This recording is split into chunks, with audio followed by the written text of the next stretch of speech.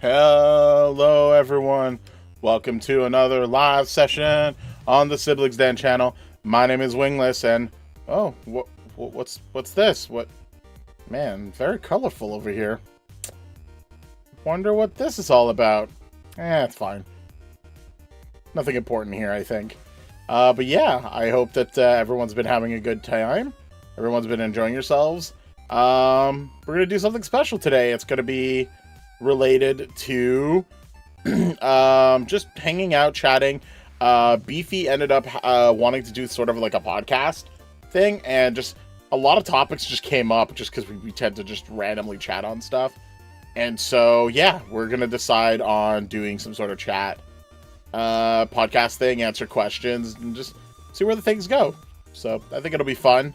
But lots of things are coming up. If you're not already in the know, or you're already in the like and all that stuff, make sure that if you're interested in joining the game show that's going to be on Saturday, you need to enter your name, information, and be a subscriber to the Siblings Den channel before Friday. Two shorts have been released, as well as a video explaining all the stuff. Be sure that you are getting all that done if you are interested. Be sure that you are subscribed and have access to voice chat, because we will need that for the game show. It would be kind of hard for a game show if we can't talk to the people on what they need to pick, and make a video out of that. So we're gonna pick 5 people. All those 5 people are gonna win the 200 credits as like a bonus for being the 5 that they're getting chosen, and then we're gonna have them just compete with like some sort of rock paper scissors or some sort of challenge to see like who can get the top spot, and then yeah, then it's ready. I just broke something, I think. Whoops. Nothing to see here. Nothing broken. But this might look familiar. This will look familiar to whoever joins the game show, because this is gonna lead them to the game show hall. Woo! So yeah, be sure to be on top of that, and we'll go from there. But for now, I'm just gonna go and level up more, because I'm behind because I had to build all this stuff. And I'm gonna join Mando and the others, and we'll be doing some of that. But don't hesitate to chat and let us know how things are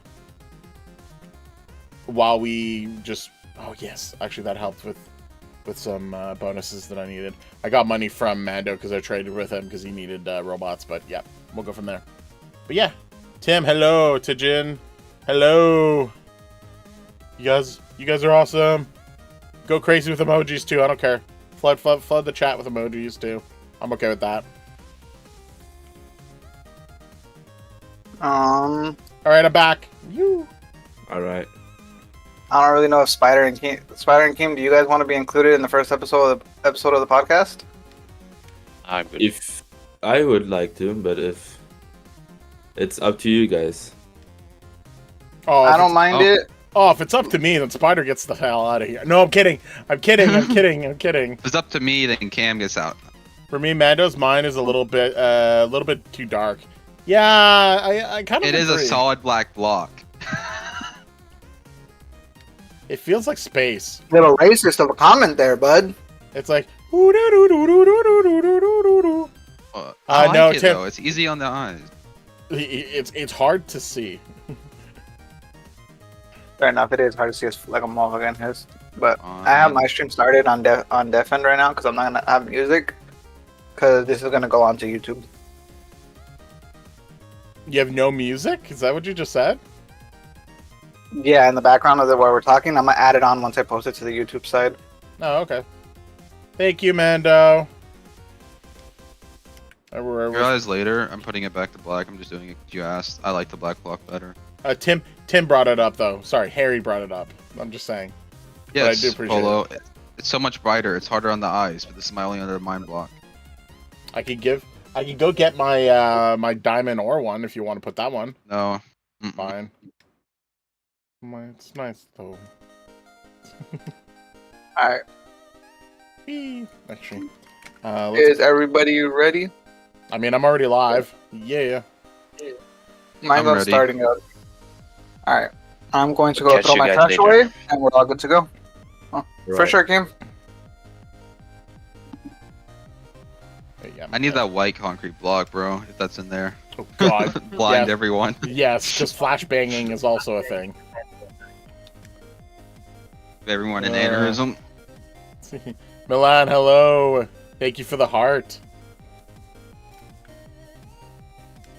Woo. But yeah, so we're gonna do a podcast with Beefy. His podcast is we're trying to find names, and I'm like, what about the Beef Sliders? Because Beefy's podcast. So he's just like, yes. So we'll see how it goes, but we've got a lot of topics lined up. Beefy's been asking people and like what should we talk about, and we some of our topics even before we were like, man, this would be great for the podcast. Leave it. I'm like, but okay. So it should be fun. Just text me when you're ready and I'll order it. Huh? He's right here. Can you hear Beefy from the background? Mando Trace is talking Hi. to you in game chat. Oh, I just went to go wash my hands real quick because they were sticky. Sorry. Why were they sticky? I opened a can of Pepsi and it exploded earlier, and I never cleaned it up. Sure. I have so many different Pepsi. questions about why. First of all, hold on. Let me start my stream Yeah. before I let's ask this question because I have so much concern. Okay, Tracy, Discord's is unmuted. that? Yes, Tracy. Right, I think everybody should be good now. Yes. Does anybody want to talk? Okay, Discord's working. You don't want to know what he said before he went Ooh. live. Why his I hands like is it. sticky. Uh-oh. My hand is sticky. Knees Kim- weak. Kimmy is calling you out. Yeah, knees weak, arm spaghetti. Mom spaghetti. Sorry, arm spaghetti. Nah, in that case, it's arms feeling like spaghetti. Alright, but do a proper intro, I feel like. Jelly, hello. Who wants to intro us to the first episode of the podcast? Because that's where I'm going to cut it on the YouTube video. I think I we think you will. should. It's yours. Yeah, you should do the first one. Alright. Silly boy. I didn't mentally prepare myself for this, but my character looks like a Hispanic with a sombrero, so I feel like no better time to do it. What? Oh, come to spawn, and come look at my character. I'm at the Okay. prison spawn, where you go to private mine. Are you going to My skin does not get any better. Hey, Jelly, if you win Saturday, are you going to be able to stand up to staying up late? Because I know you decided to take a chance for the game show. Record. All right, so it's officially recording. All right, 3, 2, 1. Hello, everybody, and welcome to the first episode of the Beef Slider podcast. Today, I do have my co-host, which is Mando. Hi. I guess he's okay. I guess he's not gonna talk. Wingless Dragon, From the which is one Siblings- half of Siblings Den. Yeah, from the Siblings Dan channel on YouTube. Woo! Yeah, I didn't forget about that part, feller. Yeah, We all know Mando over on Kick. He's the best Minecraft streamer on Kick. We already know that. We got the man SBG Spider, who is staff on MC Hub. What's You know, a up? little change of pace from just creators. What's up? What's up? But and obviously we have myself, Beefy. Who's But that? today we have exactly who the fuck is Beefy? Like, who is this guy? And welcome What to is the Beef Sliders, baby. Woo! Yeah. But all right, guys. Which topic do y'all want to start on? I'm gonna give you guys a number from 1 to 7. You guys pick random number. We pick in between. Okay, actually, and I think you wrote this one as one of the topics, but I think a somewhat intro topic would be good for us. So for Which one? The Well- one where it's like, why did we start streaming? And then for Spider, it could be, why did you start becoming a Staff member. staff member? Actually, yeah. Who would like to take it away first? I mean, I I can feel go like- first. Yeah, man. Yeah. Go. Oh. So like, I started streaming a while ago, and it was on like over on Twitch. And I just the reason I started was just because I saw a lot of content creators, and it like inspired me to do it. And I was like, oh, this sounds like fun. And then I met up with I found some smaller content creators that streamed already, and it was just hanging out with them a lot. One of them is still friends to this day with, and I play with them maybe like once or twice a week, just to chill out. And we go way back, and he doesn't do anymore, but he thinks about getting back into it. And I just inspired me to do it. And I started doing it on Twitch, and I just love talking, meeting new people around the world, and making sure people felt like noticed. Because I noticed in a lot of bigger content creators, you only really get noticed if you donate a lot of money or anything. So I just like to make sure everyone's part of it.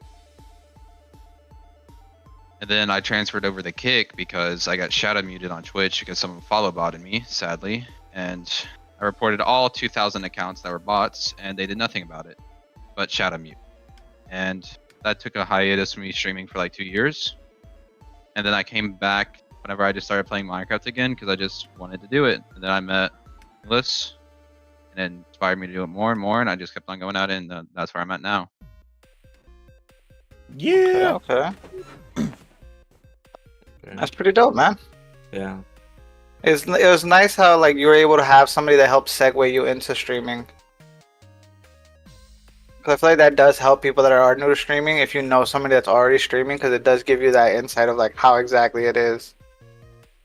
I think it helps as well, just in general, to have like some like-minded people to help out.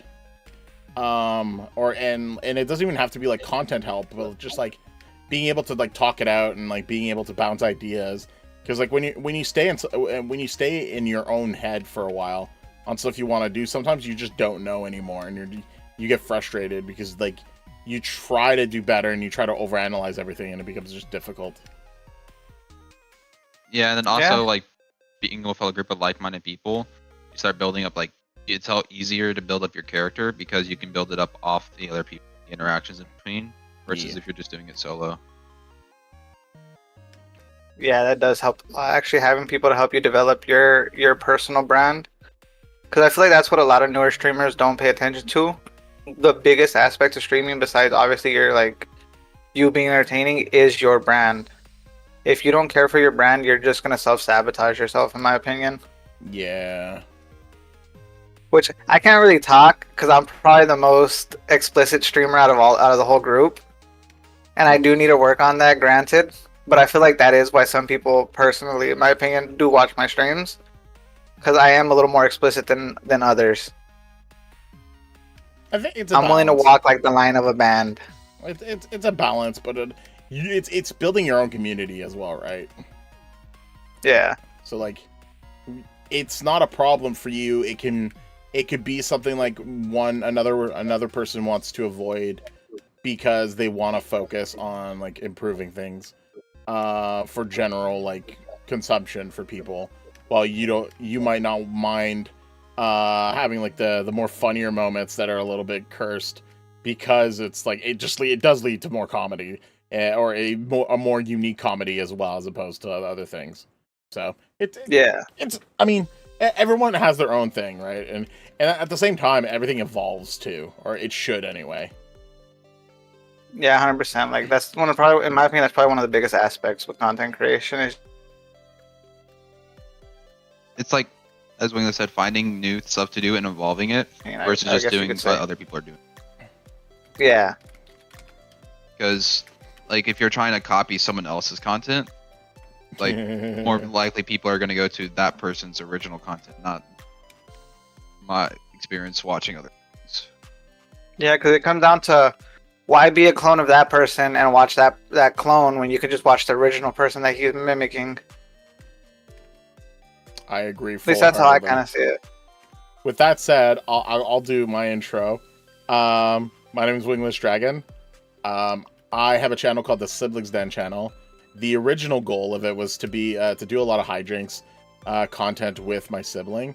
Unfortunately, when we started it, a lot of things had changed very quickly. The lockdown, My sibling being in Alberta while I lived in Ontario, and like like a lot of things had moved around. So while she's still around, she helps in the background. She pops into a lot of the streams as well. I've predominantly been the content creator on this channel, but I've done it for 3 years now. But I used to do other content as well. Like I've done a podcast with a bunch of other friends for about 2 years. I've also done and attempted to do other content as well. A few sketch kind of stuff as well, where we were recording two people trying to like break down like the difference between a rich gamer and a poor gamer, and like have like a weird comedy sketch going with it. But that, like, when you don't have people that are like gung-ho to do it, or like the motivation drops, it's hard to do everything on your own type of thing. So I ended up doing things. I wanted to do something with like someone that like I knew very well and could support and help me without me being on my own, and that was my sibling Mort. And through that, it got back on things because Mort had already started streaming. She was doing a lot of MechWarrior stuff because she likes the big stompy robot stuff, and she had already developed a bit of her community on Twitch.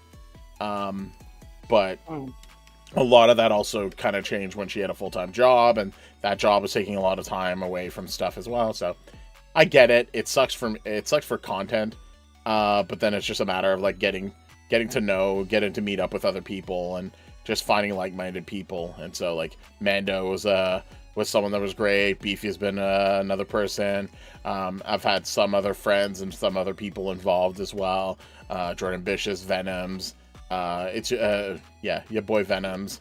And then just progressed through there. And yeah. That's pretty fair. I guess I'll jump into it now on mine, because I feel like Wingless kind of hit all the bases on his right there. There's really little add to his. Yeah. But for me, I guess I've done content creation since around 2013. It was never good content creation, but I have a lot of. I feel like only one person's seen the account that has all those old videos, and I think it's Wingless, because I've commented on a couple of his streams with that account. Right. But I have around 40, 50 videos from old Minecraft videos I would do, just like different content. And I've always been inspired to do content creation because I love video games. That's always been my thing since I was a little kid. Like I started on a Game Boy Advance, and like I've kind of grown from there. But for like the streaming wise, I would always watch YouTubers like Jerome ASF, Asian Canadian, Husky Mudkips, all those guys, and seeing just how much fun they would have with all their friends, like creating content together. I guess that's what kind of was my driving force. And for a good while, I was hooked up in my passion, my like personal passion, which is cooking. I was a chef for around 6 years at multiple different restaurants. And once I kind of got out of the food industry, in a sense, I was kind of lost. And one day I was like, you know what? I've been playing a lot of Minecraft. Let me try to stream. And I think in like my very first stream, it was on Akuma. I met one of my biggest longtime collaborators on channel, Keem, and he kind of helped push me. Like, hey, look, you know, he gave me that first little support to show me like, hey, there is people that will support. Like I think I had just unlocked affiliate, and the day I got it, he went and gave me like 5 subs. Like I was like, congratulations, to like, hey, don't give up on this. Yeah, shout out to Kimmy, right? Yeah, shout out to Kimmy. He's one of the biggest reasons that I've actually stuck with streaming, because he's always showed like, hey, look, we're all here to support you. Like, yeah, we might not be in your stream all the time, but we support you at the end of the day, which is one of the big things, because Keem showed me that, Mando showed me that, Wingless, like all the guys I've met through starting streaming, you guys have all showed like we all support each other at the end of the day. Yeah, some of us might not see eye to eye on certain games, certain aspects, but we do all support each other in this like small community we've kind of created, which I do give a lot of big shout out to you guys, because Mando's work ethic is what got me into wanting to do streamathons.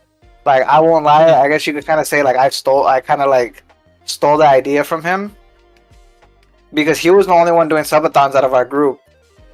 And seeing him do it, seeing how all his subathons were very successful, that's why I said, fuck it, I'm going to jump on a whim. I literally made that decision for my subathon in 30 minutes. I think it was And in the you middle guys- of one of mine. Yeah, it was like you were starting yours, and you were like, I'm just going to do it. And I was like, you know what? Fuck it. I'm going to try it too. And I'm not going to lie, I did go balls to the wall with like that hour timer. But I feel like that's what made mine fun. Like, that's what made it different from others. That's what Because I was Yeah. willing to put myself through the suffrage. That's what made me a insomniac now. No. Yeah. Yeah. But, like- I was an insomniac long before I started streaming, bro. Might as well make it productive. No, I'm kidding. Yeah. Also, something about me that I forgot to add earlier is that me and my brother, we grew up watching the Vanos Gaming Crew. Yeah. Yeah, and for the longest time, me and my brother's like, when we get older and we actually we get jobs and we can afford to start doing this stuff, we're gonna do it, and we're gonna live in the house together. We're gonna do it for on the side as long as our jobs and just grind it out. And it was always a dream of mine to do it, just because it's so fun. Because like I love video games. I love like I've made some very small bad video games. I just love the like, everything about it, like the creative aspects that you can do with a lot of them, and then what you can do in the game as well. You know. Mm-hmm. By the way, Beefy, I just- Mando's gonna be demanding those royalties a little bit later, so don't worry. Yeah. 100%. He's waiting for payout on the 12th. Yeah. Then you like you gotta come back and gift a couple. You know what I'm saying? You No, don't worry. I got you with a couple. I got you with a couple more. I gave you that one as a little test in the water. I got you. Funny enough, one of the reasons why I wanted to do like a siblings related channel is because we've had lots of people like the two of us, myself and my sibling, we interact very goofily with each other, and like in some cases it is like two like polar opposites trying to like interact, and it hijinks ensue, and people find that funny, and we've been told constantly that like we're funny, and we just look at each other like, nah, we just like, it's like we secretly hate each other, I think. But Isn't that all siblings though? yeah, I think so, but like this is like it's It's just a love-hate relationship. yeah, exactly. And so it's just like, but we have like, there are certain things that we have like a similarity in interests, and I think that's what aligned with stuff like Minecraft and video games and all that. So it's just like, yeah, let's put the hijinks out and see how it goes. And then you could see moments where like I'm absolutely pushing Mort's buttons, or it's the opposite, and I'm just like, "Urgh." So like, yeah, it's funny. It's like, why not monetize it if I can? Spider, Yeah, what's up? You're up. why staff? I think that's a good change of topic. So like, we Yeah, because you never really hear people ask about the staff members. what made you want to be staff of any server if you've been on other servers before? Yeah, I have been on other servers, but the thing that I want to be staff for is because I want to help out the community, you know, help out the people. If someone needs help, I will help them. Just help the server too, to make the server better. And yeah, that's all I can do, I guess, as the helper I am right now. How many That's servers? fair. How many servers have you staffed? 4. Oh wow, Damn, I didn't even know that. and you got I kicked out of all of them? No, I'm kidding. I'm kidding. You got fired 4 times? Crazy, man. None of Kind them of slacking. None of them have I been kicked out for. I have left by my own. Okay, fair enough. Okay, I had, that's fair. yeah. So I have been staff for Minus Saga. It's the old Archon. Okay. I have been, yeah, and right now I'm for MC Hub. I have been for MC Hub like 2 or 3 years ago too. What was the other server called? Yeah, that's the 3 of them, right? You said 2. Yeah, it's 3 so far. Wait, Oh, Arkham. He said Mind Saga. Oh wait. Oh, I didn't. Oh, you I only didn't said hear- 2. wait, yeah. Ow. I forgot the other 2. I was actually staff on a server before for like 4 months, Mm. but it was like a very small server, Yeah. like 30 average players. Oh, okay. Oh shit! I And thought there's like, Sorry, Spider. Did you mean Archon factions? Yeah, Okay. I did. but it was just one that like some of my RL friends played a lot of, and they wanted me to play with them, and I like started playing it with them, and I just played it way too much, and it was just a survival SMP type Oh. server, but it was open to the public, so and it was pretty Oh, fun. And they had a lot of cool plugins. And I was just playing so much. They asked me, "Yo, do you want to be staff? Kind of need someone to help during the night shifts." But yeah, sure. And it was fun. It was all right. I mean, I just did it because I was already doing most of the stuff, Yeah, anyways. I had nothing better to do. nice. that's pretty fair, to be honest. And then I didn't like being staff because then I was required to do it, so I never did it again. Oh. He liked helping up to us his job to help, and then he was like, I like doing it I for don't know free. about I just don't this. like being demanded to do it. Yeah, "That's fair." that's fair. Yeah. The thing is, I just like to help people. Whatever I can do, I will help with that. It have been how my mom teach me. That's actually a good way to be raised. Yeah. I was raised by wolves. No, I'm kidding. No, mooses. What am I saying? I'm from Canada. Moose, eh? No. And the household hippos. Hippos. There's a long like Canadian joke about how there's like you can find hippos in the house. It's like a campaign about like misinformation, and it's like, no, we don't have this, but Canada, like, be sure to like make sure to get all the right information. Blah blah blah blah. It's a campaign about misinformation, but they like just did really good jobs of like describing like funny scenarios. Oh god. Yeah. Is that it? It's just us four bringing stuff up? I think it's just us four in the call right now. Unless we have somebody else that popped in and I didn't notice. Team left, right? Lee is here, but he doesn't talk. He Yeah. doesn't. He direct deposits his messages to us. He direct deposits them. Yo. See? That's actually a good way to describe it. He out here direct depositing his messages. Whoa! I wouldn't use the term "good" way of describing it. I just thought it was funny. All right. I gotta bring this up though, because Okay. I'm still offended by it. I'm talking to you, Inglis. You're Why don't you like Community? Okay. All right. So, in I think an earlier stream on Beefy, everyone was bragging up how they like Community and all that, and I'm like, I'm gonna leave this for the podcast because I believe I'm the only one who doesn't like it. Long story short, when I have a group of friends that don't shut up about a show, and they describe the show in details non-stop, I'm not motivated to watch the show. Because I'm gonna watch the show and I'll be like, oh, my friend said that. Oh, my friend said that. Oh, my friend said that. Oh, my friend... Okay, I'm not enjoying the show anymore.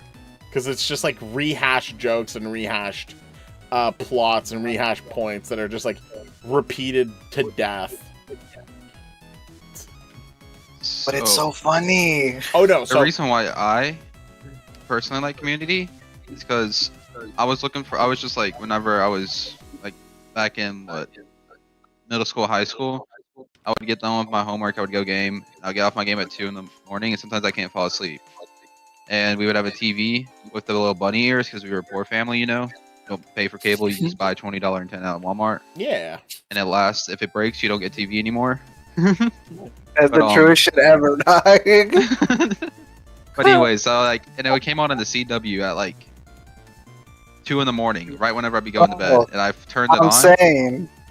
and I would just like, the first time I watched it, it was a paintball episode inside the college, Yes, This looks season interesting. 1. and I was like, oh, I want them, like that paintball episode had so many like stupid jokes that made me laugh because, you know, middle school, high school humor be like. I just fell in love with it, and I just watched it, binge watched it. And then Donald Glover is his name, right? Yep. Childish Gambino. Yeah, I was like, and then he made was like made a thing on Instagram like making music so easy, I'm just gonna go do it. He became Childish Gambino. I was like, that's from the TV show. That's the guy from the TV show, and everyone thought I was crazy because like I knew him as Donald Glover. I didn't know him as Childish Gambino because no one watched that show. He was like, he's not a very popular. He's a big actor. He's not a very popular actor though, you know. Yeah, he was very unknown when he came out on the show. To give insight, if you know his music, it was when he was first recording Bonfire. Oh yeah. And a lot of the other actors would talk about how they would listen to him recording the album, like as they were acting. But for me, I think some people are just like really like, because I think he's an artist, but I think he has the mindset of just developing something entertaining or with like a passion, and he's just good at it. Like not everyone, I wouldn't say like because he did it everyone can do it, but I would say that like his mindset is set up to be able to do that, and that was the reason why I worked out. That's it. Also, speaking of that, Wingless, one of my favorite artists right now, I Am J Kill, came up kind of like the same way. He started making music because he was like, oh, anyone can make music so easy. But like the story is like he started he was on Reddit one day and like one artist out Reddit subreddit thing, and the dude was like, oh my god, this music's so good, and the dude was like, this music ain't too good. Like this song is easy to make. Anyone can make music. And then the dude on the subreddit responded like, if it's so easy, then why don't you do it? Did it. Done. Did it. That's a different level of petty. And now he's like a full-time musician. Oh shit. Hey, you can't knock it. But for me, the reason I like Community a lot, because I've always liked shows like that where it's like crude humor, but in a playful way. Like they play it off in a playful way. That, and let's be honest, Troy and Abed carried that fucking show. Yeah. And like another reason why the show is good, in my opinion, is because it's like an 80s sitcom, but like everything looks nicer and all that. Like old classic sitcom vibes where it's like funny, there's laugh tracks put in, and it's a group of friends like sitting around the same table. Yeah, and I think another thing was it was so diverse. That too, but it's just modernized. Whatever, modern. That's true. Yeah, I feel like it was a show that was very much ahead of its time when it came out. So to be clear, I don't think the show is terrible. I just don't like it because I basically got it like force-fed into me. It's the same reason why I will never play Metal Gear Solid.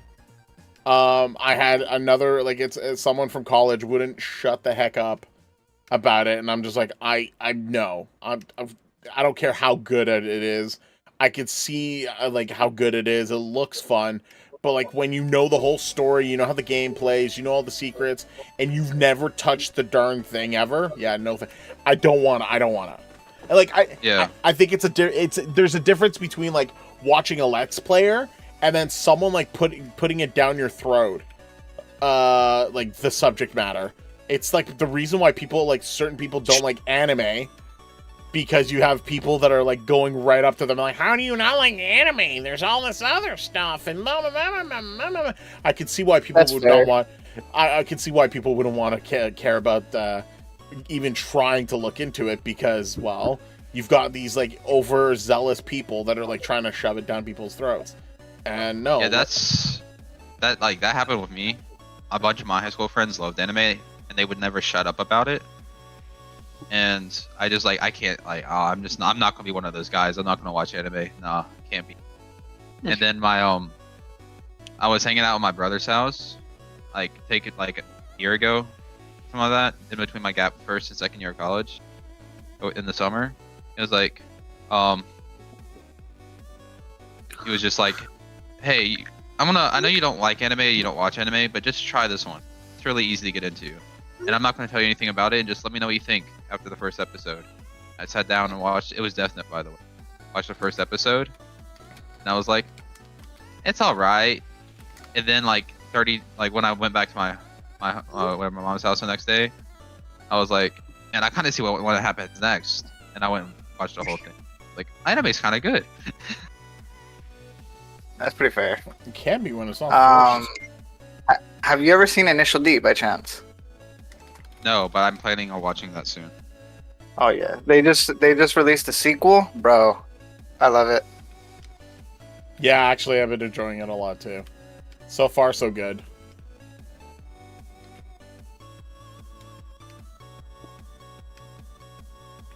What's everybody's favorite anime? I feel like everybody watches like at least a little bit here and there. What's everybody's favorite one of like out of everything? If I was going to say something, I don't watch anime, but if I was going to say something, it's Pokemon. That's fair. Pokemon's an anime, so it counts. Yeah. I love Pokemon, but I've never watched a Pokemon anime. That's also Like fair. I played the games. I collected the TCG. I played in tournaments, high school. Yeah. I just never watched the anime. But, Did you guys hear? Oh, sorry. Continue. my favorite anime got to be Death Note. It's my first one. That's what got me into it. Such a Oh, good yeah. storyline. 10 out of 10. I give that a high recommendation to everybody, especially if it's their first anime. I always tell them Death Note. Because it's short and it has a really amazing plot. In my opinion, at least. Ooh, no, Tim, I'm not gonna watch High School DxD. That's a good first one too. Yeah, Really good one to start off with. if you like fan service and boobs, I feel like Death Note is, if you're not someone who likes horror or likes like death and killing, I don't feel like Death Note's a good starter one. But while I say that, the one that I suggest all the time does have fighting and killing, but it has like a weird like mix of everything, of comedy, of seriousness, of like light lividity, and then like some areas are really serious. And depending on how people describe how they interpreted the show, is how you can tell what kind of shows they would like in anime, because anime is diverse, and that's Full Metal Alchemist Brotherhood. Hated it. See, I got recommended that. I watched like the first 5 episodes and I just couldn't get into it. It wasn't. I don't know why. I tried. It wasn't for me. Yeah, Then again, I watched Attack on Titan and loved it. People say those are kind of similar.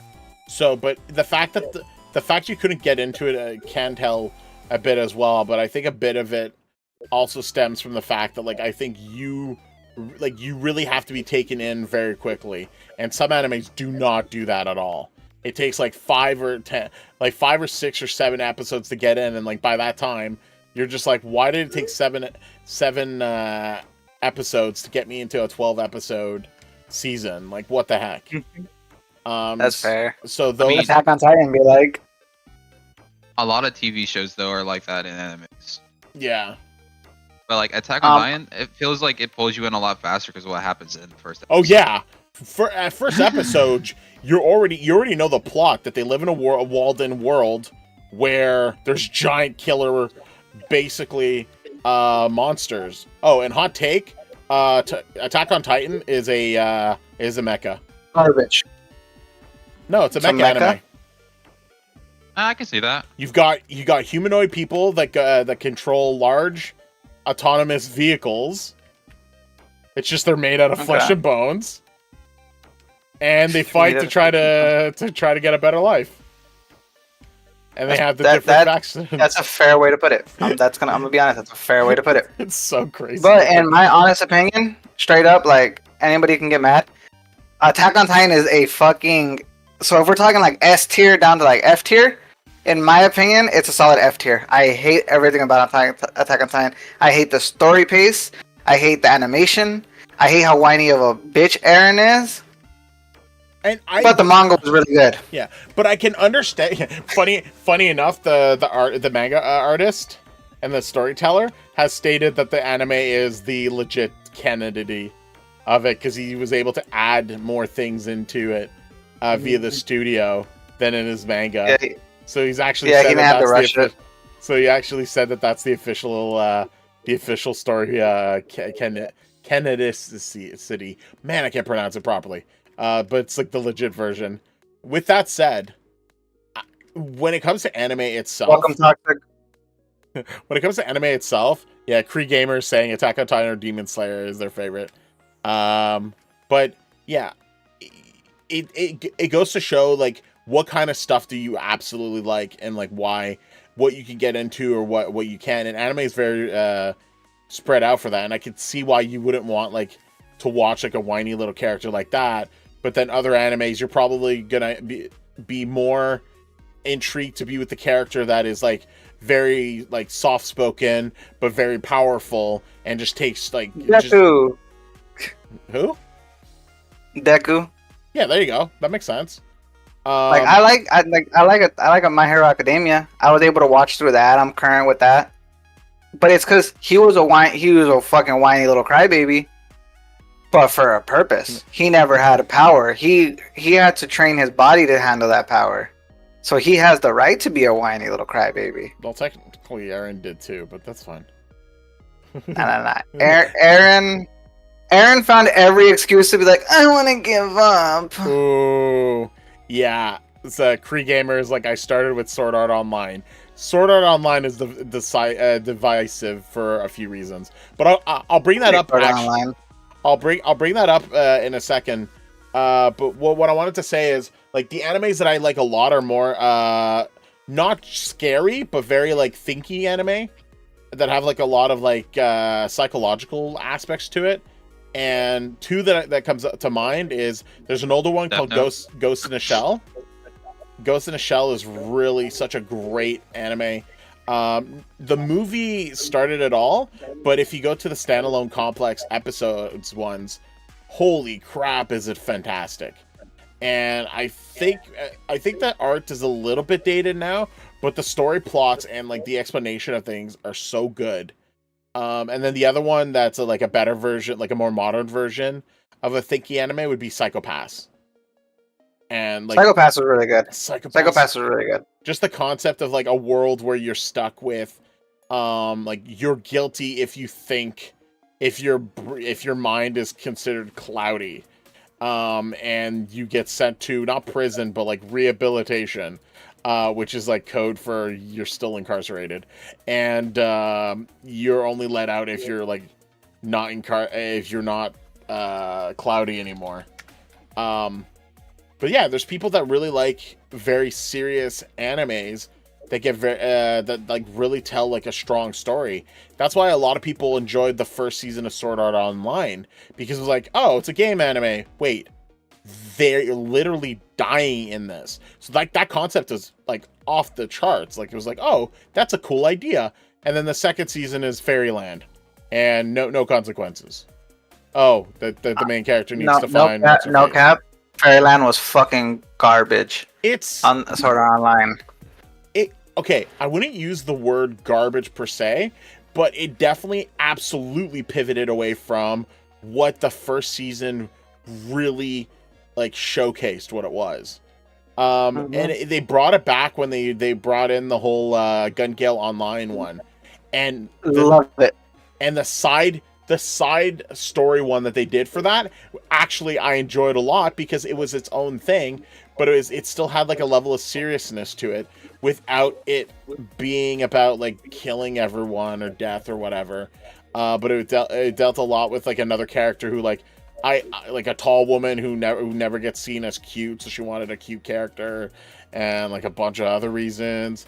Like the story plot worked really well because you didn't have the preface of like this other serious moment being jostled by like fairy flyers and whatevers. So it's just like, eh. Don't forget that weird ass incest that went on during that arc, the fairy arc. Yeah, that too. One of the animes though that I really enjoyed, that also is like has like kind of different storylines for each season. You know, kind of deal. It's not like the same thing over and over again, which I feel like some are. You know, is Demon Slayer. Is that like the different like I forget what they're called, but higher ups. That would be like Hashira. Yeah, Hashira, and later season. You know? And they Yeah, had, like, how the they're different giving them all their own abilities. story. Yeah, I thought that was really cool. And then like how they made like movie for like the Bullet Train or whatever it was called. And Oh, it's that the movie same was- season, but like that movie is so good. Or you could just watch the season if you want more of a, like the background info versus just like all the main fighting.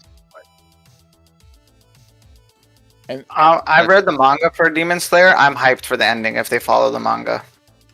I'm waiting. I don't read manga. It's just I don't know. Another anime it's going on right now. It's weekly alongside MF Ghost is Overtake.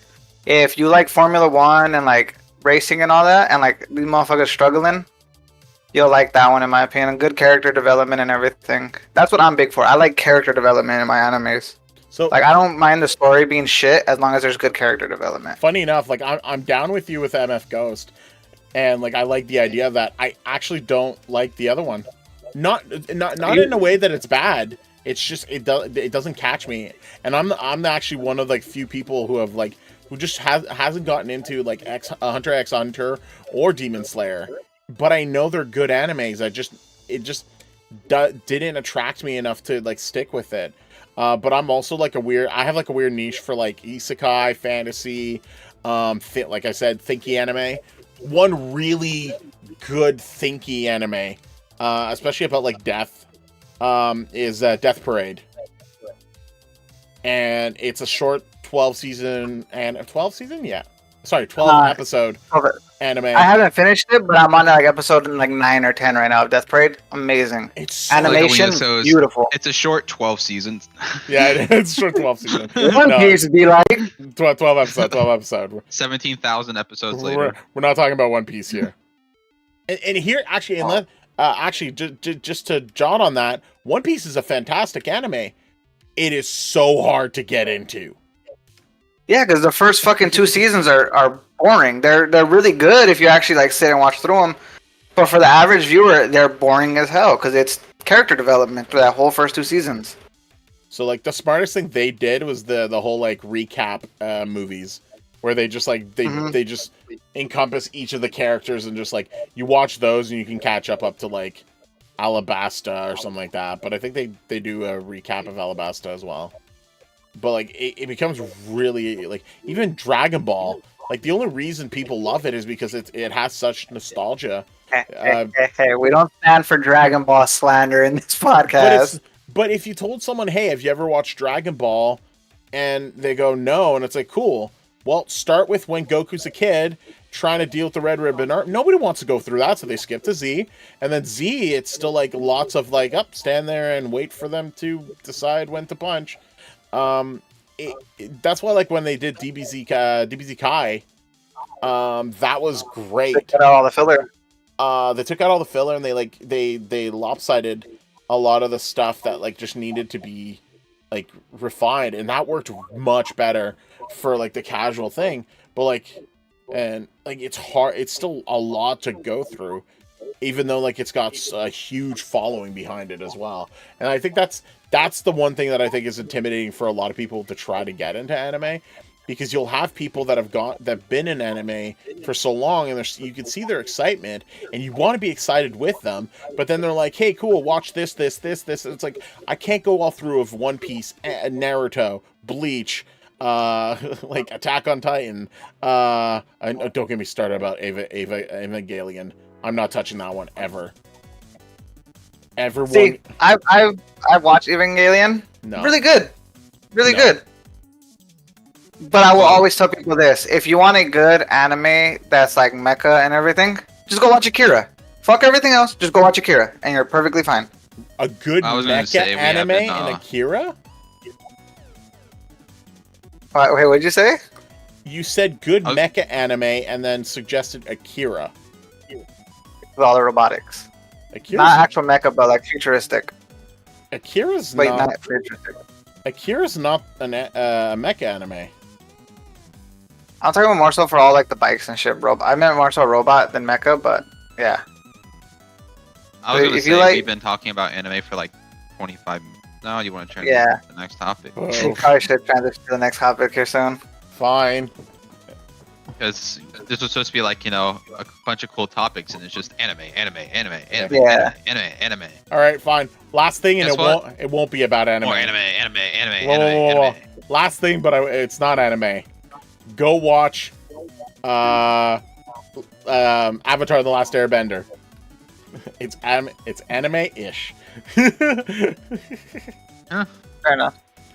Alright, so we have out of the other topics, it's what's a random wish that you have? Oh fuck, that's true. What got you into gaming in general? And what's a hot take you have on any topic?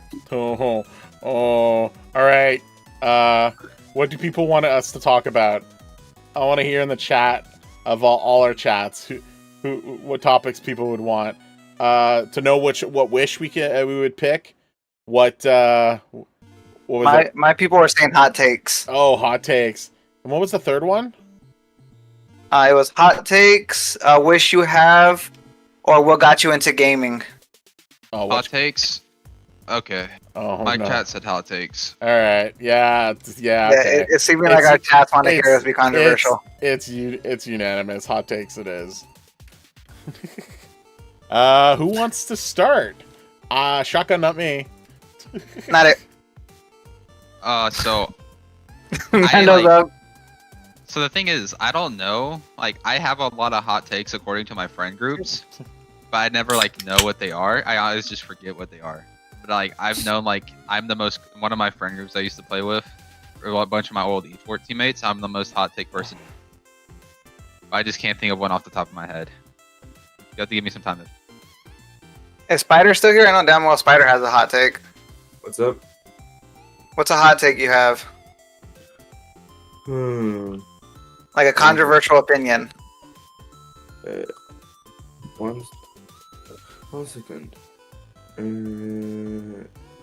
One of you guys can start and I will think. No. Spider, you didn't talk at all about Really? anime, so you have to do this one. It's because I don't know anime. Well, there you go. One, So you like, have one to of do mine this for one. sure is America is not one of the greatest countries in the world. That's not a hot take. That's a truth. That's It's a a fact. hot take for Americans. Yeah, that's Fair enough, yeah. It's just, man, Alright, It's my just, chance time for me to start. like the average living experience for Americans is kind of rough, and everyone thinks they're all high and mighty. It's only like really the top 15% that are like that. Everyone said you should have started, but Mando's already started, so you're lucky, there's just- Beef. I feel like it's because everybody knows I'm gonna say probably the most most off the wall shit. Oh, I could surprise you, but Mando, keep going since you pretty much just started. Another hot take I have is Chick-fil-A is kind of meh. I don't really like it. Okay. It's not my thing. Let me tell you about my experience with Chick-fil-A. Being a Canadian who would constantly hear about it but never understand what this fascination was with this chicken sandwich. I finally had it, and you know what I learned from it? That people just like garbage food. That's it. Yeah. And it's not that it's bad. I As think I it's stare at the bad. Chick-fil-A bag that I just finished eating before the podcast. Like, if you ask me to get favorite chicken place, Zaxby's, bro. Zaxby's has the best fast food chicken, and Chick-fil-A Never is just heard of hot that. doo-doo. What Now, is a- Chick-fil-A's fries? They're good. Their chicken is not good. That's What's just that? me. Zaxby's? It's a Yeah, I've southern never fast heard food of it. restaurant. Yeah, to be frank, I think a lot of the southern chicken places just basically got sick of all these fast food crappy chicken burgers and just basically went hold my chicken breast. I'll be back, and just destroyed things. Popeyes right now I would say is probably in the top contenders of the better chicken sandwiches. That just sweeped over KFC, McDonald's, every fast food giants, and then they started there's multiple actual chicken places that started getting developed that just set a new standard for what a good chicken sandwich is. You got Milo's, Guthrie's, and Zaxby's. All three of those are the top three. All Milo, three- sweet tea, bro. No, Milo's chicken. Their All burgers are meh. But Milo's, Guthrie's, and Zaxby's are the top 3 chicken fast food places. Yeah. All We don't have 3 any are of all those in over here on America, by the West way. They're all in Southern America. Yeah, they're all in Southern America. We ain't got those in Arizona. You know what? I'll do a side hot take. Chicken and waffles, meh. Yeah, chicken and waffles, and It's meh. It depends on where. It depends on where. I was Like if your waffles aren't fluffy, it's just gonna ruin the whole concoction. so I got I was- hyped when I about went it when I to- went, and meh. when I went to California, all the Roscoe's. people that was like, everyone was craving about Roscoe's chicken and waffles, and we went there, and I just like, this isn't that Wait, good. hold on. Which Roscoe's did you go to? Did you hit the one on Norwalk? Because that's one you gotta hit. I went to one of the ones that's in Orange Beach. Ah, see that's what your issue was, bro. You gotta hit the Roscoe's that's in the ghetto. You can't go to the one that's out of LA. Gotta go to the one with the ghetto. This is coming from a Californian right now. It's gotta be. I'm sorry. ghetto burger. California food is not good. Raw. Ah, nah, that's a hot take. I'm gonna have to argue Nah. with that one. In-N-Out is not that, it's No, It's hold just on, the hold on. fast If you're food. talking fast food, yeah. California fast food, fucking garbage. But if we're talking, like straight real food that you can get from like a food truck, a restaurant, California is hands down probably one of the best states that you can get food from. Hands no, it's down. not. No, it's not. Yeah, true, man. New York, Yeah, Uh, yeah. I have street not vendors hit are the right 100 food. times better than LA street vendors. bro. Okay. Wait, which type of street vendors? Are we talking tacos? If we're talking tacos, bro, there ain't no state touching Cali on tacos. We're talking street tacos, street hot dogs, ain't being touched from California, bro. So Sonoran Street dogs, hot dogs? out of California? Bro, So Chicago Sonoran dog is will better shit for on a hot Chicago dogs. dog, in my opinion. A Sonoran dog Oh. shits on a Chicago dog. Fight. Chicago Fight. street fight, dogs fight. are better. And if you're talking about street tacos, they're better in Mexico, bro. You got to get them in Mexico. Oh, well, obviously, Nothing we're talking even about the close. US here. Nothing even close to that, bro. California Unless you street get like a tacos real aren't it. Mexican from Mexico that comes out here, that goes out there. California street tacos ain't it, bro. I'm just telling you. You next time, watch, look it. When you go to California again, let me know. I'm gonna meet you there. I'm gonna take you to Tacos La Carreta, which is the #1 tacos voted the last 4 years in the West Coast. I'm gonna put you on. Emphasis in the West Coast. Well, yeah, they don't. Where the fuck do you see tacos on the East Coast that are good? Mommy, It's all daddy, Tex-Mex. New York street that way. vendors. Mommy, daddy. It's all why- Tex-Mex that way. Why are you fighting? So good. Because for me personally, as soon as you pass like Texas, it's all Tex-Mex. It's not real Mexican food after that. New York has good real Mexican food.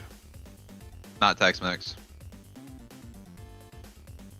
I guess I'm going to New York in December. So I There's Gonna prove when I went there when I was younger, there was this street vendor that had chicken mole, and oh my god, Which kind of mole was it? Was it chocolate? Was it chili?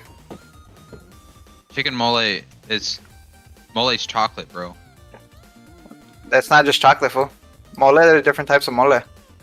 Kimmy, I had to do. Yes, I have auto rank up, but I was also dealing with a pass that had rank up as well. So that's what I was doing with that as well. Whee. It was a chocolate one, bro. But when someone says chicken mole, they don't clarify if it's something else. It's chocolate, bro. Okay. This is what I can say about New York food. I went there, it wasn't that great. With that said, we weren't there we were only there for 1 day, and the few places that we went to, it was not a good experience. I think we just hit the bad places. What part of New York? God, Were you in like the center, like the Big Central? Apple, yeah. the Big Apple? Okay, you had to go if you're talking about food in New York, you got to go to like Little Italy, Yeah, like Chinatown, and So all that. The smaller. I will preface that Cultural like there's parts. that to do. With that said, if you are really wanting like a good exchange of a multitude of various ethnic foods, I will say Montreal is so good for it. I've been able to enjoy a multitude of very good maybe not the best in the world. Like, I will say that, like, nothing beats, like, the Indian food that I had in India. But, like, there are places in Montreal that do, like, as close to authentic stuff. Because part of it is also, like, the distribution of, like, where they can get the resources, where they can get the stuff as well. I feel like my hot take is just the League of Legends and the Valorant communities combined are just like probably one of the top tier shittiest communities in my opinion, and the games are very much overhyped. That's not a hot take. That's a known fact. Last time I said it in League of stream, Legends- my stream turned on me, and they all yelled League at of me for like Legends 20 and minutes. Valorant communities are really toxic and they're really bad, and they don't like Ooh, new 85. players. Level 85. And also, the games, they're both good games, but they're overhyped because it's like, for example, like League of Legends. For the most part, it's been the same game for years. Yes, there's new agents. Yes, they made like updates and changes, but it's still a MOBA. No. It's still just same shit, different color. Cree gamers, like, Siege community is also toxic. Oh, the Siege community is toxic, but they're funny toxic. And like, I mean, just like every gaming community is toxic to a degree. The I only one agree. that, like, honestly, the only gaming community that I found that wasn't toxic towards new people was Escape from Tarkov. What? Yeah. Yeah, no, he's kind of right. Escape for Tarkov. Yeah, they're gonna fuck with you as a new player, but they're not just gonna be an outright dick. Like, they're gonna kill you and laugh at you, but they're gonna tell you like, okay, this is how you can do better next time. That's not... Like, this is like, they always like, they laugh at you, but then they always like help you. They don't just leave you out to die or leave you out to dry. Okay, that's not what I was getting. Don't get me started with Rust, is what Cree Gamer's also saying. Yeah, Rust. Oh, Rust bro, is horrible. fuck DayZ is horrible. Like, DayZ is just a shit game in my opinion, just overall. DayZ is a Mechanics great and everything. game. Okay, See- have you played modded DayZ? No, I played base DayZ, and That's your problem. I don't like Minecraft, but have you played modded Minecraft? See, but that's a true statement though. There's a lot of people that will straight up refuse to play base Minecraft, but if it has mods, they're down for it. Yeah, more. Yeah, bro. More. Do you know how much arm pulling I had to do for the SMP to just be vanilla? And by the way, there might be a change on that. I'll talk to you guys later. But I was gonna bring this up to you. I'm gonna say it on the thing just because it's a suggestion. It's not a thing that's gonna ever be set in stone, and I doubt it ever will be. Have you ever thought about running a modded SMP alongside the current SMP? that's what I'm gonna have to update you soon about. Just stay tuned, but the SMP might change. Shit, my bad. I have a good mod pack that might be fun for it. Oh, stay tuned. We have to. We just thought about it. We discussed it actually today, and we might have a good idea coming up, which I think will be exciting. So we'll. Bleach just won the daily giveaway 3 days back to back. By the way. Yes. Anyway, I like that mods are a thing, but I hate that it gets to a point where like people don't even know what the base game's like because like they've only played modded versions. Yeah, I've never played. Look, vanilla. if you guys are down, I will buy DayZ again and play it modded. If you guys are down to play with me. What? Or Rust. Oh, Rust. But I will not play it alone. Well, I already have a group of people that I play DayZ with, so Alley of the most of the changes. servers More typos in the like- chat. they have like caps on how many people you can play with. So That's that's enough DayZ for me. What up, DayZ? What about Tarkov with the boys? Look, I'm not gonna play Tarkov until they bring out Arena. I haven't Beefy, played I have too Tarkov in many like hours a in that year. game. Beefy, maybe you can help me with what kind of games we can highlight for my subathon when I do it in November. So we'll Just talk. get Game Pass and go down the list. That might actually not be a terrible idea.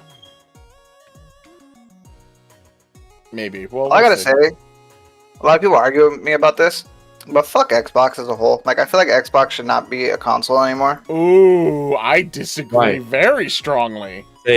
Same. I Like, are I very you- much hate Xbox. Wait. Why? Do you hate Xbox or do you hate Microsoft? Both. Okay, no. I don't There like is a Microsoft. difference. I cannot stand Microsoft of all like the different things they're doing, but they're a good business and they're making smart business decisions, and like kudos to them. Also, like there's that kind of like the only point for Xboxes, in my opinion, is for people that don't want a PC, because every game on Xbox you can play on PC, pretty much. Yeah, Pretty much this. I was about to say And there's not really a point for the Xbox other than like a media center for your TV. But if you want that, you can get a Roku and all that. You don't really need. I felt Or that, you can get a PS5 and have all that and good games. I disagree. I feel that PlayStation, for the longest time, was subjecting themselves to like they were strong arming a lot of exclusivities, and then they were predominantly used as like either a shooty console or a like a sports console. Oh yeah. And PlayStation's like for the longest time, PlayStation was known for like shooty consoles because of Call of Duty and that like the old whatever like COD Pros, whatever it's called, I forget what it is. It's PlayStation only. And Xbox was a lot more well-rounded, I found. Like I wouldn't say like every game was everyone's cup of tea, but there was something for everyone, and they did a better job of that than PlayStation later on. By the way, I loved PlayStation 1, PlayStation 2. Still to this day, I think PlayStation 2 is one of the best consoles and had such great games that was so, again, at the time, very well-rounded. But they also, like, PlayStation 2 is very innovative for consoles with, like, I guess how, like, the storage system works. Yeah. A lot of consoles weren't really doing that. You saw, like, Xbox 360 took their idea of like, external memory. Or Sega failed miserably with the Dreamcast. Oh, the Dreamcast was such a fail. But Oh it was my such god. it was such a good failure. It's funny. It was The such a good Dreamcast like had idea. the option to be the best, and they just fucked it all up. Yeah, it's not their fault though. It just flopped because people didn't understand the technology at the time. But now when you look back at it, the technology was so insane for its time. That's exactly what happened. Remember the original PlayStation? What the PlayStation was supposed to be? The PS1 Yeah. or the PSX? Also, Remember it was the Can't- PS1. It was supposed to be like a hybrid between another company's console and Oh, PlayStation together. Wait, are and you? then they backed out. Yeah, you're talking about Nintendo. Nintendo had hired. Yeah. Nintendo had hired Sony to make an adapter that would do the disc-based stuff for their Nintendo in the same way that Sega Genesis had done it with the Sega CD stuff. And then Nintendo said, "Nah, you know what? It's not our thing. We don't want to be like. We don't want to have it like such a direct, like one for one. Oh god, the dark blocks are back. They don't want to do like an exact one for one type of thing. And so Sony's like, well, we've already spent all the money developing this thing, and some of that money was spent from Nintendo, so we might as well just be our own thing now. And they did, and they won. Yeah. They won lucratively too, because like they somehow got like freaking Squaresoft at the time to jump and join them I'm sure. with a lot of their Final Fantasy stuff, and you're like, holy crap. Yeah, nobody thought they would ever leave, and they jumped over to PlayStation, and it was like that shocked the world at the time. And then like they developed such great games that the Nintendo just could not that could just not hold it in the same way. And like Gran Turismo, great. Tony Hawk, great. That, and they were the first company to find out how to lock a disc, so you couldn't pull the data from the disc. And also bloody. Well, you could, but that's a whole other story. But But a then, lot harder. Again, very easy, but not, a whole other story. With that said, the thing that was really great was just like all the games that they had, the way that it was brought up, and the controller is a huge part of what made Sony one of the better things. Right. They looked at the Super Nintendo controller and said, let's just do that. And they did with extra, like a bit of extra buttons. And then they're like, hey, can we add like thumbsticks? And they're like, boy, can we? And then boom, the PS2 controller, by far, best one. Good night, Lee. Have a good one, man. We have a 2.5 times one on our island. What the fuck? So like, yeah. we also just- speaking about gaming consoles, one of the best controllers was the SNES, not the SNES, Yeah. Nintendo 64. My bad. Oh, My yeah. brain's lagging. Nintendo Tracy, 64. I have the Switch one. woo! That controller was so like cool, had so many different functions, you know. Bro, when the Switch one dropped, I had to buy that shit. By the way, the 2.5 is for the it's for the netherwarts only for now. Okay. It's just because we would well, it was used for the netherwarts or the anything that we have enchanted together. Because we don't want to like waste the 2.5. Yeah. Fair. But and then also like, I know I said this a couple times, but this is we can switch this into our intro to gaming topic. Sure, Yeah. let's do that. We can like It segues perfectly. Even Segues though no one perfectly. and everyone talked about their hot takes, right?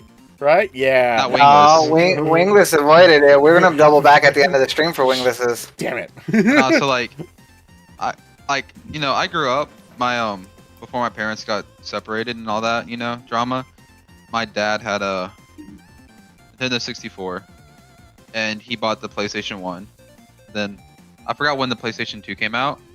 Basically, whenever that came out, he bought that and then gave us the old consoles. So I grew up playing Nintendo 64 and PlayStation 1. 20. I feel that. I have And basically, Go on.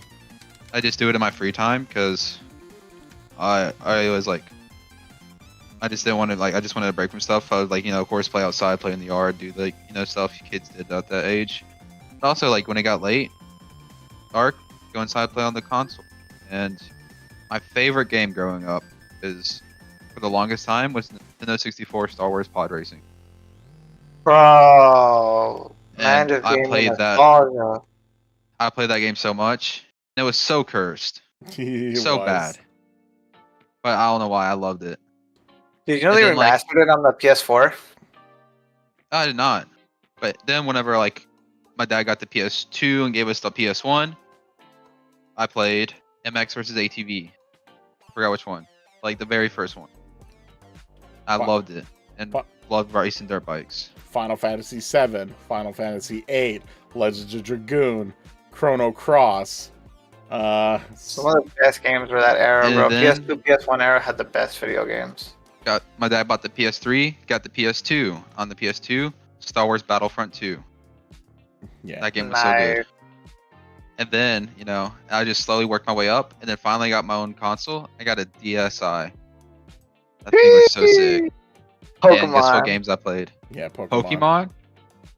and only Mario Pokemon? Kart. And then I got a Guitar Hero game, but it had little Bro, I things that you remember had, that shit. you had to plug into where the Game Boy slot was. And I was like, oh, this is sick. I started playing Guitar Hero. And I was so bad at it, but I played it, and I failed every single time, but I had fun listening. And I just worked my way up, and I got Sorry, keep going. and then in high school, my freshman year, I joined the engineering academy, and they said, oh, you need a laptop to bring to class so you can work on SolidWorks stuff. So I told my mom, and the Chromebooks they gave us didn't work for it. Oh, yeah, they they were weren't awful. powerful enough. They were awful. So she went and asked her friends at work, tech department, if there's any older laptops that she can buy, and she bought me a $50 used Dell Windows 7 laptop. And that's when I started playing Minecraft on the PC. Oh shit. And it was so bad. Like 8 gigs of RAM, had a 500 gigabyte hard drive, not SSD, because SSDs weren't really popular back then. The little tiny laptop hard drives, Yeah. And it was so slow. It was so laggy. But man, I enjoyed breaking blocks on there. And then it broke, and I was like, I started getting into coding a lot, and I just like, Mom, this laptop ain't enough for coding and what I need. It gets more powerful. And so I was like, I saved up all my birthday money and Christmas money for 2 years. I didn't really spend them on anything. I had like $450. And she said she would go 50-50 with me on a laptop. She'll pay for half, I paid for half. So I went to Best Buy, looked at the pre-owned section. I bought me an Asus ROG gaming laptop for $900. Damn. And that's when I really started playing PC games. and I got into a couple. I played a little bit of CS and other stuff on Steam, but then I got really big into Call of Duty 2019. And yeah, Yeah. Is that the one you have right now, the Asus? I have a newer one, but still the same company. Nice. I was gonna ask you, are you ever planning on building a PC, or do you want to stay with a laptop? I want to build a PC eventually. It's just whenever I like the 3 times I've upgraded my laptop, whatever, first time, the second time, and the third time, it was always just more like for my criteria. It was better to have a laptop because I needed it for like class. I was in high school. I needed it on the go. Then I needed it at college. I needed to take it to class and all that. It was just versus buying like one of those work laptops that was like $1,500. Buy a gaming laptop. Do both for whatever. About the same price. Yeah. It would like yes, it would. Go on. Yo, Sigma, thank you for the sub, man. Oh, Sigma, what a sub! I think it auto Oh, renewed. Sigma, get his ass in here. I'm pretty sure it auto renewed. Still, You know. it's good to thank him still. Oh yeah, still thank you. Well, if he's watching, he better get himself in this call. Just get it. Well, yeah, you can do that. That's true. The thing is, when you're building a PC, you'd enjoy playing much, much more because you're playing on something you have built yourself, you know? Bro, Yeah. I bought a pre-owned and I enjoy that shit just as I would if I built it. Bro, I got one pre-owned and I got one I built myself with my dad. Bro, I like to play on the one I built myself more because I feel like I enjoy that much, much more because of I have built it. Oh yeah. Yeah. It's like the same thing like with people that buy a broken down car and they build it up, make it look nice. They enjoy a lot more than someone buying that car off. Exactly. Yeah, Spider, what if It's- I don't have a dad and he left because he went to go get milk? Huh? Yeah. Then That happened You to don't me you 8th grade. then you will have to build it yourself. It's not the same. It's not the Brando. same. That is true. It's not the same. No. What do you mean, Mando? One question. Did you guys not hear Mando? I thought my dad left in the 3rd grade. Oh, yeah, I heard that earlier. It's okay. He's made the joke 14 times. I make the joke based about every other stream. Yeah. It's just that one hit a little different because he sounded a little sad when he said that one. Yeah. Nah, in So high you school, did a that joke. was like my entire persona, bro. Your dad left? Robot I Zone, was hello. joking about it. Bro, this man was pulling birds left, right, and center, telling him my dad left when I was a kid. People thought I was like a psychopath because I like one time I was like in chemistry class. I made a joke about it, and everyone just looked at me funny, and they didn't laugh. It's like Oh fuck. dark humor. My bad. I won't say dark humor to y'all ever again. Y'all suck. But you It's take like- the joke just a little too far. it's like, y'all suck. Get on my level. Hey, what's up, Tame Taylor? Welcome to the stream, man. I have one question. What was your guys' first game you ever played on a console or PC? Oh, I need to look this one up real quick. It was on the N64. Pod You- racing. wait, sorry. The first game I played on the N64? Is that what you asked? No, first game you ever played Oh, that you can God. remember. Mine Star was Wars Pod Racing. WWF No Mercy on the N64. No, actually, that wasn't the first game I ever played. I think about it. You know those little handheld plugins that you would plug into the Those TV? don't That would be count. one. Those freaking Nah, Tiger, bro. those Tiger Electric That's- things. Get out of here. No, he's no. talking about the Pac-Man one, the Power Scooby-Doo. Ranger one, Ninja Turtle. Yeah. Scooby-Doo mini golf one or whatever it was. Ugh. You throw the batteries in the little joystick and you plug it in through the Yeah. AV cables. Oh, okay. Oh yeah, yeah. I had the fucking Captain America and the Spider-Man one, bro. I thought I was the shit. I had the Shrek, the Scooby-Doo, and then one more. I forgot the last one. Those are so weird.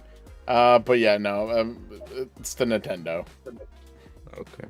Hold on. Do y'all remember? I feel like this was a fever dream, bro. It was like a Marvel card game that had its own like console and shit back in the day.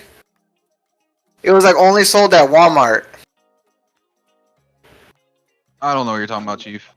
Bro, I need to look this up. I need to know I'm not fucking insane. And this shit wasn't just a dream. Won't surprise me if it was made by Spin Master, because they do a lot of like Walmart or like Zellers or a lot of like those Target exclusive console stupid things. Because we used to test them all the time, and there's one where I had to test where it was swiping these barcode cards. Bro, was it a Marvel one? No, it's basically advertising their own stuff from Spin Master within a racing game. It was so stupid.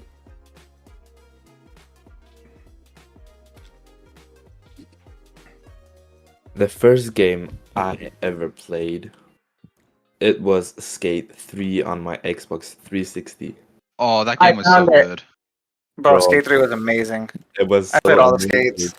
I played that all day in, day out. I love watching, what was it, Wildcats videos on Skate 3 back in the day.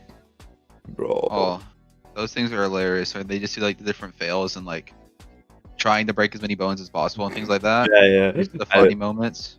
I was so stupid in that game, but it was so fun. POV waiting on Skate 4.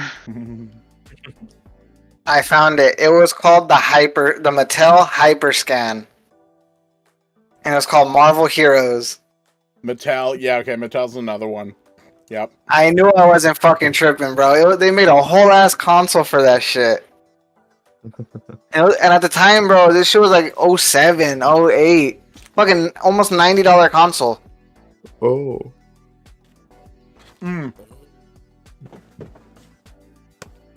Shit was wild, bro. Speaking of that, you know how people complain about the prices of games and how they're too expensive? Yeah. Guess what? They've always been those prices. It's just inflation. No, Nintendo games at the time were just as expensive. But were they were 60, no? Not 70? They were $60, $70 depending on some of them if they're like were really popular and had like they were like advertised up the wazoo. They could be up to like even $80, and that's like What the hell? 1990s times, right? That's Bro, wild. have you seen the prices of like old Nintendo Pokemon games? They've been Yeah, going up, bro. my Pokemon Fire Red's worth $150. Mm-hmm. Like when I I got got my that shit for free. I bought a 3DS a while back ago. I wanted to buy Heart, Soul, or whatever. Pokemon, Soul Silver, $300. Heart Gold. At GameStop, it was listed for $170. Mm-hmm. Pre-owned. Sounds about right. I was like, huh? Bro, that's more than the 3DS cost me because I bought it used. $20, huh? It was whack. But back in the But days, that is hands down the greatest Pokemon like remake that they've ever made. but back in the just to wrap it up, the one back in the days, it's the reason why people were like renting games at Blockbusters and like local like convenience stores instead of buying them because it was cheaper to rent it for $5 than it was to buy it for like $80-$90. Yo estoy aquí. ¿Qué pasó? Muy bien, ¿y tú?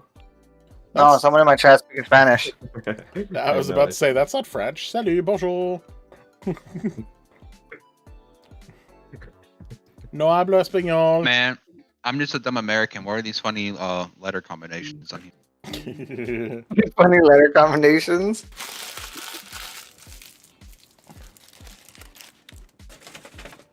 I have one question. Only one? Only one. You haven't been here long enough. Why not two? Why not two? Oh yeah, where's your hot take? No. Go ask your question.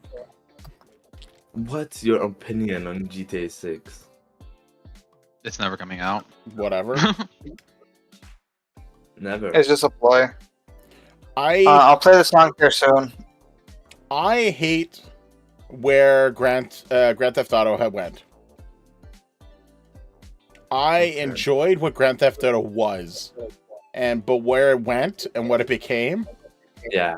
is not like fun anymore. Like, if you've ever played Grand Theft Auto 3 or like Grand Theft Auto Vice City Or Oh yeah, or Vice 4, City on the PlayStation 2. like you were like in that period, you were in that time, or you were in like that area of like what you had to do, and you felt like you were like, I don't know, it felt like a game that had like a story, and it was like an open world thing, but at least had like a direction on where to go, and like and there was like a motivation. While the other ones, like, while it technically was like better and had like a better story plots and drive and stuff like that, it just didn't hit the same way. And then they just pushed it too much to be like an online thing, and then it just died. And like I thought they were going the right way when they went into like GTA 4, but like they just kept going like more just. San Andreas is the best one. Yeah, San Andreas is good too. I'm pretty sure like all the GTA games besides 5. Like 5 was good. It's just they took it in the wrong direction. Yeah. And then like Well, look at the new one. It's looking like it's gonna be in a worse fucking direction. Yep. That's why my response also, is I'm very mad with it. Also, just like with microtransactions as a whole, it's getting in. Yeah, that's what killed a lot of like the good development on games, I think, as well, because like they companies were focused too much on like how they can make a dollar instead of how they can make a fun game. Oh yeah, like Unfortunately. for I like, have a follow question to that. What do you think about 5M? I think 5M's cool just because it adds to GTA overall, but it's still not my cup of tea. There was a certain server I played on where it was all like Spanish speakers. Yeah. Funniest shit ever, bro. I have played on a server with only Swedes, and it was so fun. I don't really get like the whole hype about it. I mean, if people enjoy it, they enjoy it. It's not for me. Yeah, Not my cup of tea. I think that's what it ends up being in the end. It's just like it there is a place for that. They've got the right people for it. But like the minute that like you need a community to make your game fun rather than the game itself being fun because it's got cool like mechanics and whatever, then like cool, that's like the problem most servers have on Minecraft. Like it's like the community can make it great, but it's not going to sustain itself if nothing else is like improved. And I feel like that's sort of the direction a lot of things go, is that like, cool, it's going to be held by the community for a while. They're going to use it as a platform for whatever they're going to make. And then it's just going to be like, okay, next whatever new thing comes out. You know, my friend in 5M, he made $10,000 just by selling in-game cars to people. And that was over a year, I think, he did that. No, yeah, people actually pay real money for people to make them cars. It's fucking insane. It's you know, it's also insane. What's like up? there's People doing people Roblox. Escape from Tarkov. People pay so much money. Like I met someone that did carries for money because he like, you know, cheated whatever walls, loot hacks, all that, so you can see what's in people's value and all that, know who to kill and things like that. That dude made $4,000 a month US carrying people in Tarkov. What the... That's smart when you think about it. Bro, it's... Like, you gotta give him props on that. I mean, oh yeah, he gets the bag, bro. I'm just like, I don't like cheating. I don't like cheaters. I didn't play with him once I figured out he did that. Played with him for like 2 weeks. Fair. He told me that. I was like, oh yeah, I'm not playing with you ever again. But he Yeah, had that's 2 fair. accounts of 2 computers, and he would cheat on one and play on the other. Fun. Yeah. And he straight up like he played Tarkov about 20 hours a day, 12 hours a day cheating, making God knows how much, like 500 a day, Bro, whatever. That's Man was really paying his good. rent and everything off cheating on the video game. That's And then he would go play for fun I love for 8 hours. I love the video of Schlatt talking about how his experience for a week on Tarkov, where he was like playing nonstop with this guy. They like built a base together. They were chill as heck. And like on the 7th day, they're like, "Yo, well, I'll talk to you tomorrow." And they're like, "Yeah, I'll talk to you tomorrow. It'll be great." And the next day, the guy rated everything that they had made. He disbanded the thing and just GTFO'd away from Schlatt. And Schlatt's like, and I'm never gonna touch Tarkov again. Tarkov's there's not bases and you can't take other people. So It that might have been Rust then that he was talking Rust or about. Daisy. Yeah, Because that's Rust or Daisy mechanics. yeah. But I love the stories like that where people are just like, yeah, we're a team. Yeah, we're together. Where'd you go? Hi. Mhm. Just goes to show you just can't just trust anybody. Yeah. Right, Mando? Can't trust anyone. Not even Wingless, bro. He steals credits. Wingless's master plan is just to put us all in 360 contracts. What? Wait, put who on contracts? What? I said your master plan is to put all the content creators under 360 deals. Oh God, why? I'm joking, man. No, but why? try to. So you own all the royalties. Oh God, no. That's Wingless's master plan. No, that's way too Pull much a work. Bubble Cop. Have AI make videos for you. Ugh, no. And, yeah, and I'm hating a lot. Like, see, I don't mind like tools helping you make like improve on content, like removing like dead air or removing like every time you say like that's a tool as far as I'm concerned. But when it's literally I would say like like the tools that condense content, they make it more like whatever based on trending things like that. It's cool, fun. I even use it because it looks good. The stuff for like that some people do where it's straight up like an AI VTuber that goes in and AI plays the gameplay, AI makes the VTuber all the movements and the voice. It's just way too. Yeah, It's wild, bro. Like to rely on a computer that much for all your content, to mass produce content, like he fully showed that he's in it for the money and that's it.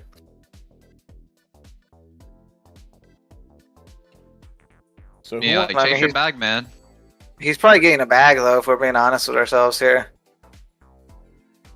Yeah, for sure. He was a successful YouTuber before he did that, and then he started like 7 channels. And they're all successful on their own. yeah. It's insane. Here's my bombshell hot take. There are a lot of content creators that are horrible content creators. They're just really good at like playing the system and copying other people. And some people have 100%. become experts at it, and some people have just done well with it.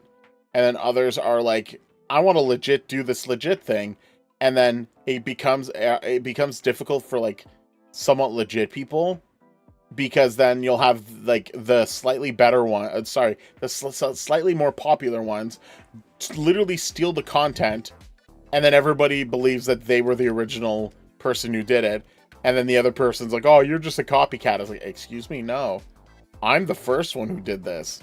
What are you talking about? And you just end up like fighting, like you end up having a hard time building like a good like certain communities with when things like that happen, because there's like a terrible like toxicity with like other communities that are like trying to defend their content creators like a knight, like, oh no, this person's the best, don't touch them. I know there's like a huge thing happening with like triple S sniper or something. SS Sniper Wolf. Yeah, she pulled up to Jack Film's house and doxed his address. Well, it was like the big controversy originally started with her ex-boyfriend, husband. I don't know if they were married or not, but basically what the theory is that it was all his content and all his doing, and all there was, she was the face of the stuff. So she would go and fake react to all the content, and have a script. And he would do all the work. And that's Yeah. what he claimed. And then that whenever they broke up, they still did it for a while. And then like she came back and was like, "Oh, I want all the ownership because this is my channel. You're using my face and likeness." He was like, "Well, it's my content. We're sharing the bag with My let it be." business. Yeah. Yeah, but like even recently, like they were air quote had banned her. So what she ended up doing is just re-uploading her videos onto like her other channel, and it's like, are you kidding me?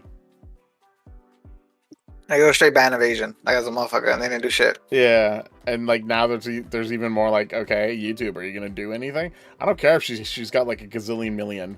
Like what the heck? And it's like putting bad perspective on like reaction videos content. And the problem is reaction content is easy to do, hard to do properly. And Yeah. and what I mean by properly is that they actually provide a feedback on like analysis and like actual like something to add to it, to the content, and not just replay the thing, go, yep, I liked it, and then that's their video. Guys, I'm gonna need to go help my mom with something. I might come back, but I'm not sure. Okay, no, it's important. Okay. Go help mommy. Yes. Thank So, you like- guys for being in. Have a good one, man. Have a good one. Tell her I said hi. Yeah. Of course. So Yeah. I Bye. asked her if she'll marry me. Wow. So like, I was gonna say something, but I completely like spaced out. And forgot what I was gonna say. Oh yeah, it was like React content. Yeah. So like with reacting content, like as Minga said, it's like it's easy to do, hard to master. And I feel like there's a difference between like React content and then like those people that do like the try not to laugh and like the you know, for the funny videos, because that's like they're Yeah. actually doing the different challenges, and most of the time they challenge it. I don't really consider that as much as a React content. Yeah. I forgot who this was, but there's just like these two streamers that were really big, and one of them said, "Oh, this person reacts to my stream all the time. I bet she's doing it right now." Pulled up the stream, and she was reacting to his stream like at that time and moment. It was hilarious. But she was like, she got her growth organically. She didn't do React content, but she just kind of got lazy of doing games and stuff, and she started doing React content with like 1,000 viewers on Twitch. It was so funny whenever she did that, and she closed out the stream instantly. Yeah. It was so. And that's like, and there's nothing wrong with doing reaction stuff, but like when it comes to a level of just like, you kind of know what you're getting, what kind of people are watching some of these reactors, like Sniper Wolf, because oh, it's a pretty face going ha, ha, ha, on like silly content, and it's like cool. You like pretty girls, got it. I get it. Like, sure, follow them. That's fine, but like, don't tell me it's because like you actually actually think that what they're doing is like legitly like a entertainment like new thing that they're developing and stuff like that. They're doing like the bare minimum, if even that, and it's just like ugh. And I find that like too many people try to find the easy button on stuff, and then what I hate the most is you've got a lot of content creators that are making content to show how content creation should be made, and they're just teaching people to do exactly the same thing, almost, and it's just like cool. Then now we just have like 10 to 20 people doing Mr. Beast type stuff, or doing challenges type stuff, or and it just oversaturates the same thing over and over again, and it's Yeah. like, okay, well, what's innovative anymore? Also, there's like difference between that and then people that give out like tips on how to make your stuff better versus like how to make content, and it's just like, oh, just do this. Yeah. Because there's this guy I watch from time to time. That's like his channel is like CPAW's music, and he has like 100K subs or something like that. He's not big, but he's not that big, you know. and a lot of his stuff is like has videos on like how to set up your stream, how to set up your overlay, how to set up your microphone levels, how to set up your face cam, and I feel like that's fine. Yeah, that's fine. Just a bunch of tutorials on how to record, how to stream. And it's not the free. ones that show you how to make videos, like how to farm, like how to make, just do this and do this, and like straight up like scripting, copying other channels' content. That's just a whole different.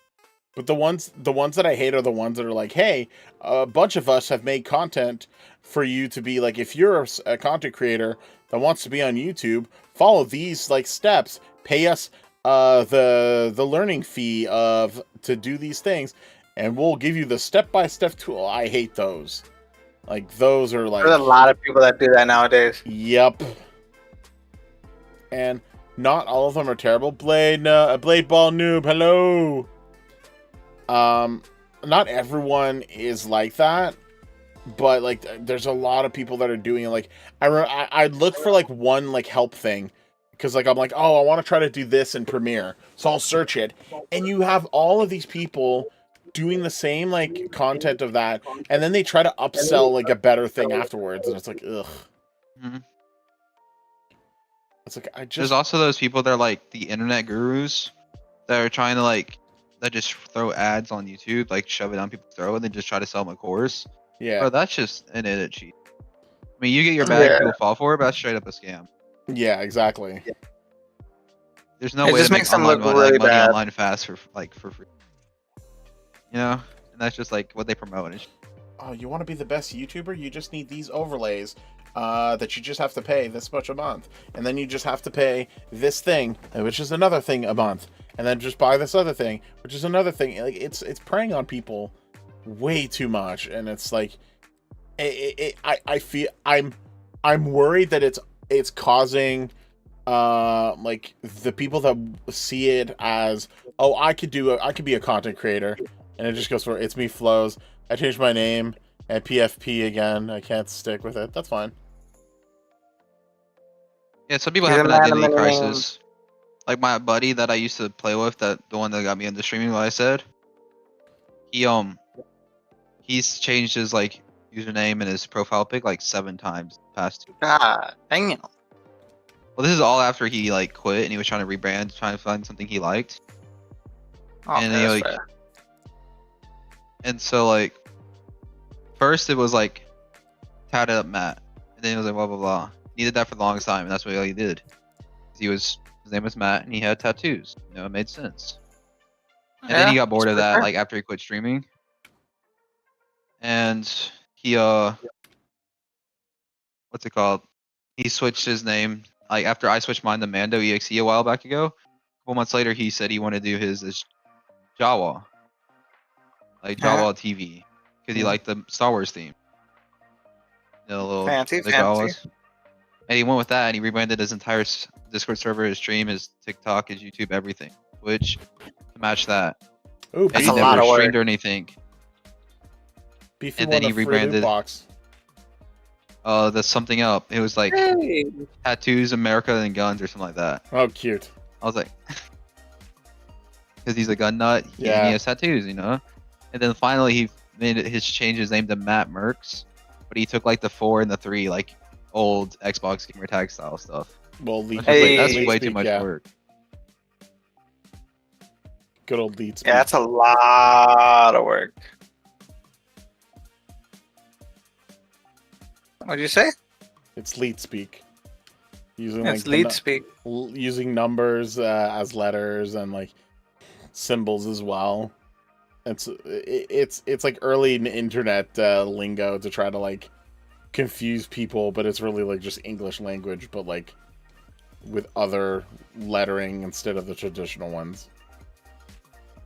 I wanted to ask you guys another like question, like where do you guys see yourself in 10 years with like streaming, content creation, everything like that? Like where do you hope to see yourself? Where do you think it's gonna go?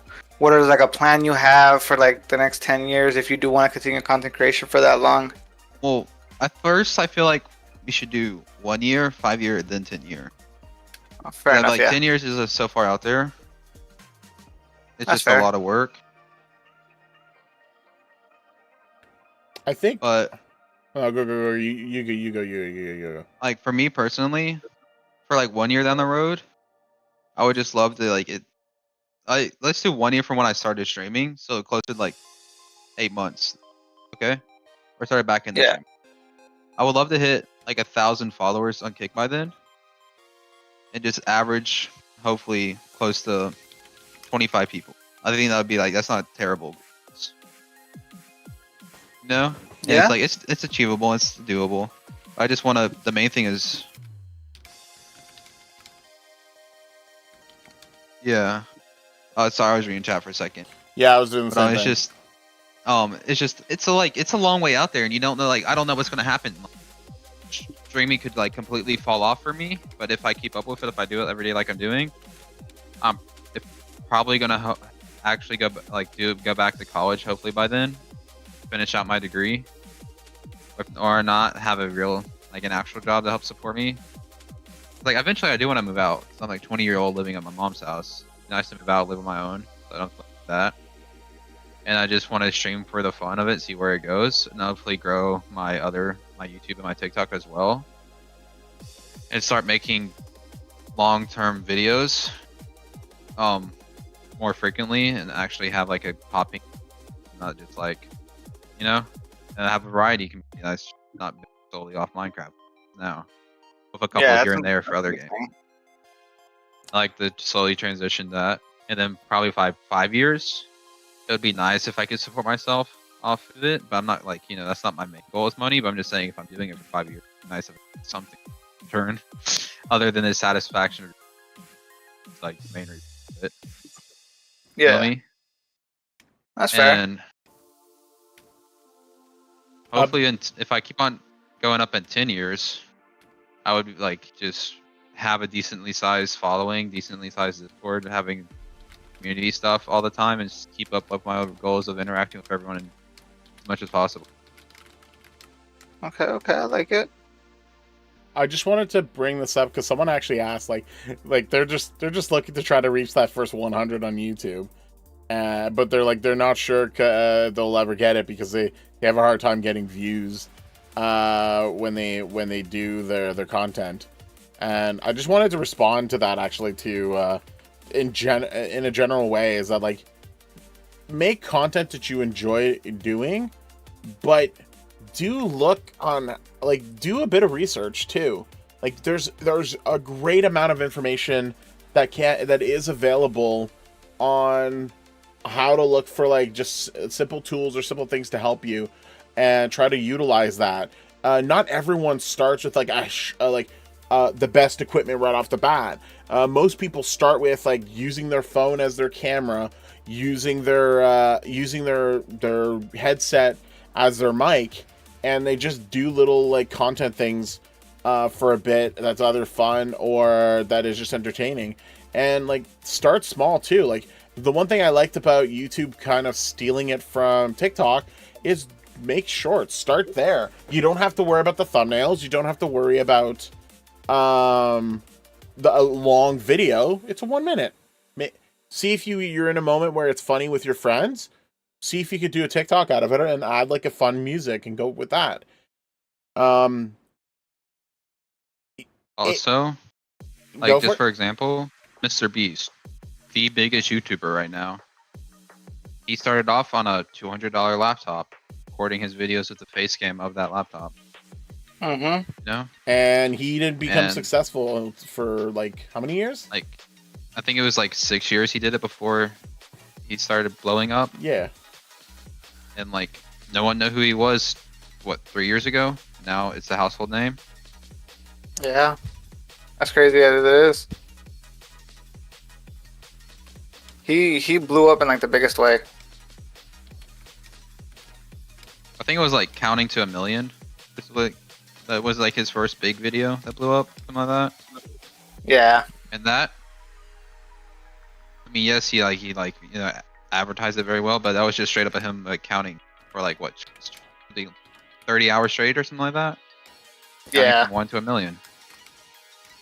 She's You just gotta be insane. like, the big thing is about getting like, if you want to quote unquote blow up, and actually have growth, is do something new and not what If you do what other people are doing, they're just gonna watch what the other people are doing. Yeah.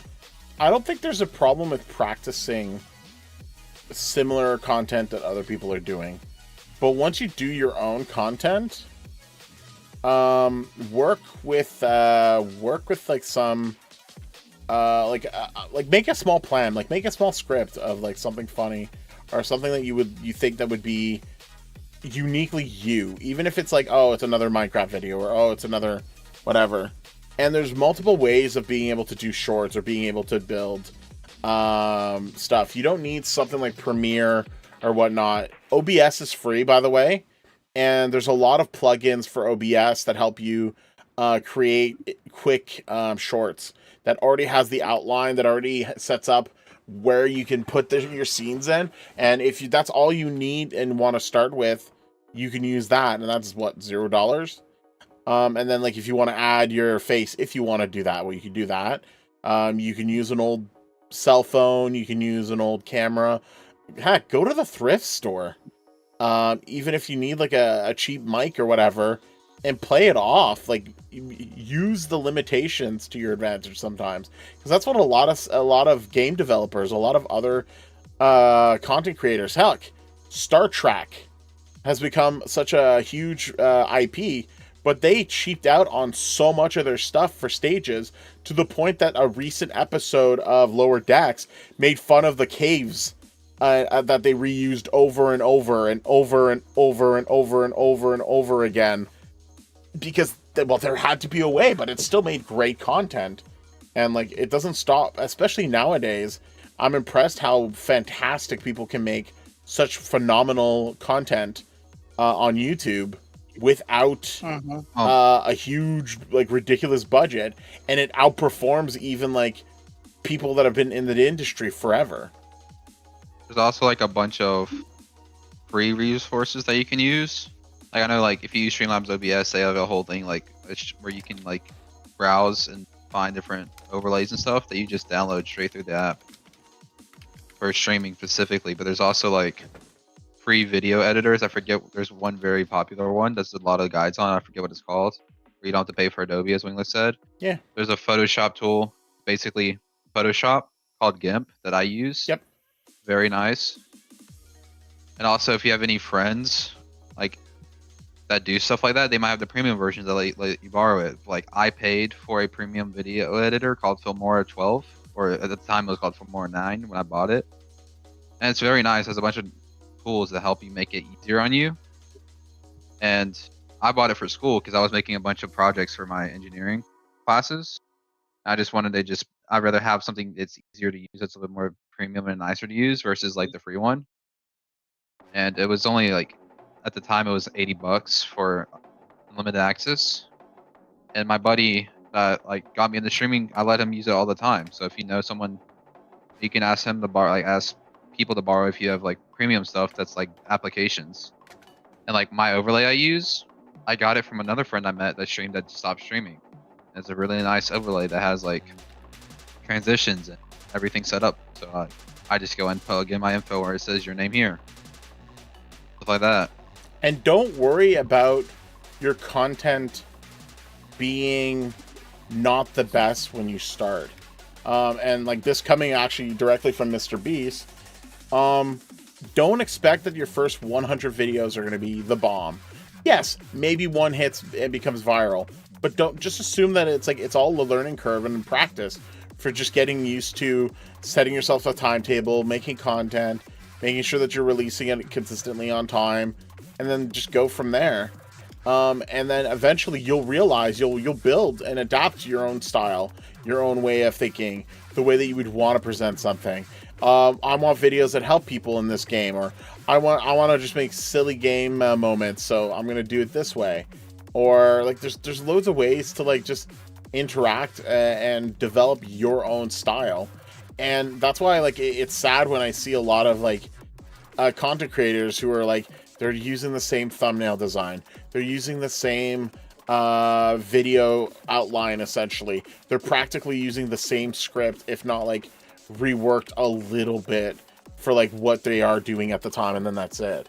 Like, there's so much more you can do. And yeah, Yeah, it really just comes down to stay motivated. Don't be feel discouraged that you're not blowing up right away. You're not getting a big following right away. True communities and true fans take time. You're not, yeah, you'll have one video blow up like Wingless said, but that doesn't mean you're gonna retain all those viewerships. You may retain out of like 1,000, say you blow up 10,000 views on a video, you may retain 1% of that. If we're being honest right off the bat, it just Yeah. really comes down to take the little achievements. Oh, I grew 5 subs. Feel good about that. Don't be like, oh, I only grew 5 subs. I wish it was 10. Think about it more Also- so. I grew 5. Imagine next week I do better and it's 10. Mhm. So use more so Also, as motivation. It's for like my stuff. I'd rather do like 10 streams or 10 videos that average, let's say like just 15 or 20 people versus doing one that does 100. That's the more people that are there that actually want to watch you, enjoy your content, or even not enjoy it, just maybe like watch you anyways. I think it's weird or something like that. It's entertaining to them some way versus like people hopping in for like 30 seconds or a minute, like hi and then leaving, stuff like that. yeah. Mhm. And then also there's this one thing I saw. This is like from, I forgot where I saw it from, but it was like before you, like if you're going to try to record a video or go before you start a stream or just anything, try to make it 1% better than your last one. Yeah, Mr. Beast. No, this wasn't Mr. Beast. This was way before Mr. Beast said that on the podcast. This was Fair before enough. that. Yeah, okay. And it was just like, just try to make it 1% better. It doesn't have to be great. It doesn't have to be like a huge increase, as long as you're trying to make it better actively every single time. And if you're going to like record, make it like when you're done streaming or when you're done recording, you post it. Go and like after a week, if it's a video, watch the analytics, see what happens, see what people liked and what people didn't like, see what parts they watched, what parts they skipped. You gotta just make mental notes of that and try to improve on the parts they didn't like as much, and don't worry about the parts they did like because you're watching them. Take what negative comments people will leave, because there will be people that will leave some. Take it constructively, even if it's absolutely like dog water. Like if they go, oh, this is the dumbest shit in the world. Okay, you know that an individual of this kind just seems to not like it, and if there's no like clear reason why they didn't like it, and they don't point out on anything, just know that like, oh, okay, well, I understand you can't please everyone, and you're never going to. So cool. Yeah. One person is disappointed, but maybe 10 people out of the afterwards were like, I had fun enjoying this and watched it. So you got 11 views. 1 was bad, 10 was good. Cool. That ratio is so much better than like being oversaturatedly stuck on the fact that you've got the one negative person is trying to like ruin your day. You ignore all the like 10 other people that are like enjoying it or seeing the direction it's going. So just keep working at it slowly and then see what you can improve, and if you can. And if you can't, look it up, search it. Like, how can I improve my audio quality? How can I improve my thumbnail? How can I improve my pacing? How can I improve? Like, there are people that can explain it, and just go with the one that fits best for you. And once it's put into play, see how it goes. Also, Yeah. like if you have any insecurities about your videos, just don't worry about them, because you're gonna improve over time. You're gonna they're gonna get better. Like if it's your voice you don't like, well, as you do it more often and you get better at it, you get more comfortable with your voice. Yep. And how it sounds, how it feels. Eventually, maybe you can get a better microphone to improve that quality. And then also like just take the time, relax, and don't worry about it, because just if you're not having fun, there's no point of doing it. Sure, you're enjoying. Yeah. Content creating is not instant gratification. It's not. It's a lot of. It's in my opinion, it's a lot of discouragement in a sense. It's actually Like- why I still freak out when I get like a donation, because like inside of me I still feel like I'm sort of like an imposter, and then like I don't deserve that sub, or I don't deserve that the membership or stuff like that. but I still want to make as good a content as I can. I want to make sure that I provide something that the person who has provided their sub, who has provided their membership, that I continue and try to improve myself for them as well, because they've obviously put trust in me at that point, at least within a reasonable amount. Oh yeah. No, yeah, 100%. And also just give it your 100%. Yeah. Like, me personally, I don't think I'm that good at art. But, you know, I was able to make I spent like, it sent me like 3 times as long as someone else doing it. But I made my sub badges and I think they turned out amazing. And a lot of people said they did as well. I think they turned out really cool. And then like, I started drawing my emotes because how small they are, they don't have to be perfect if they're small in perfection. As long as Exactly. it's like put your heart into it. I mean, And yes, I like your emotes. They're well done. Like, yes, paying someone like will make it look nicer, but don't worry about like, if you don't want to do that, then just work on it yourself. I mean, it may not be perfect, it may not look amazing, but it gets the job done. And then go back later once you get more skill by practicing it, going back and fixing them. Yeah. Also, all of us don't know what we're doing as well that much. Like, we're all very small and we're all just here trying to have fun and enjoy it. We're small content creators. Pretty much. Like, size-wise, we all don't really know what we're doing. Oh, yeah, size-wise, I'm massive, bro. I'm 6'4". But like, internet-wise, yeah, we're small. We're just having fun and glad to talk to people.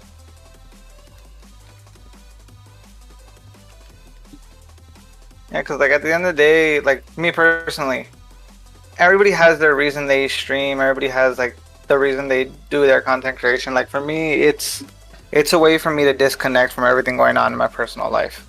Like that's why I do enjoy streaming so much. No matter even if I'm having a bad day, I will try to bust a stream out, because just talking to that community that you're building, that's there to support you, that's there for you more less than the game.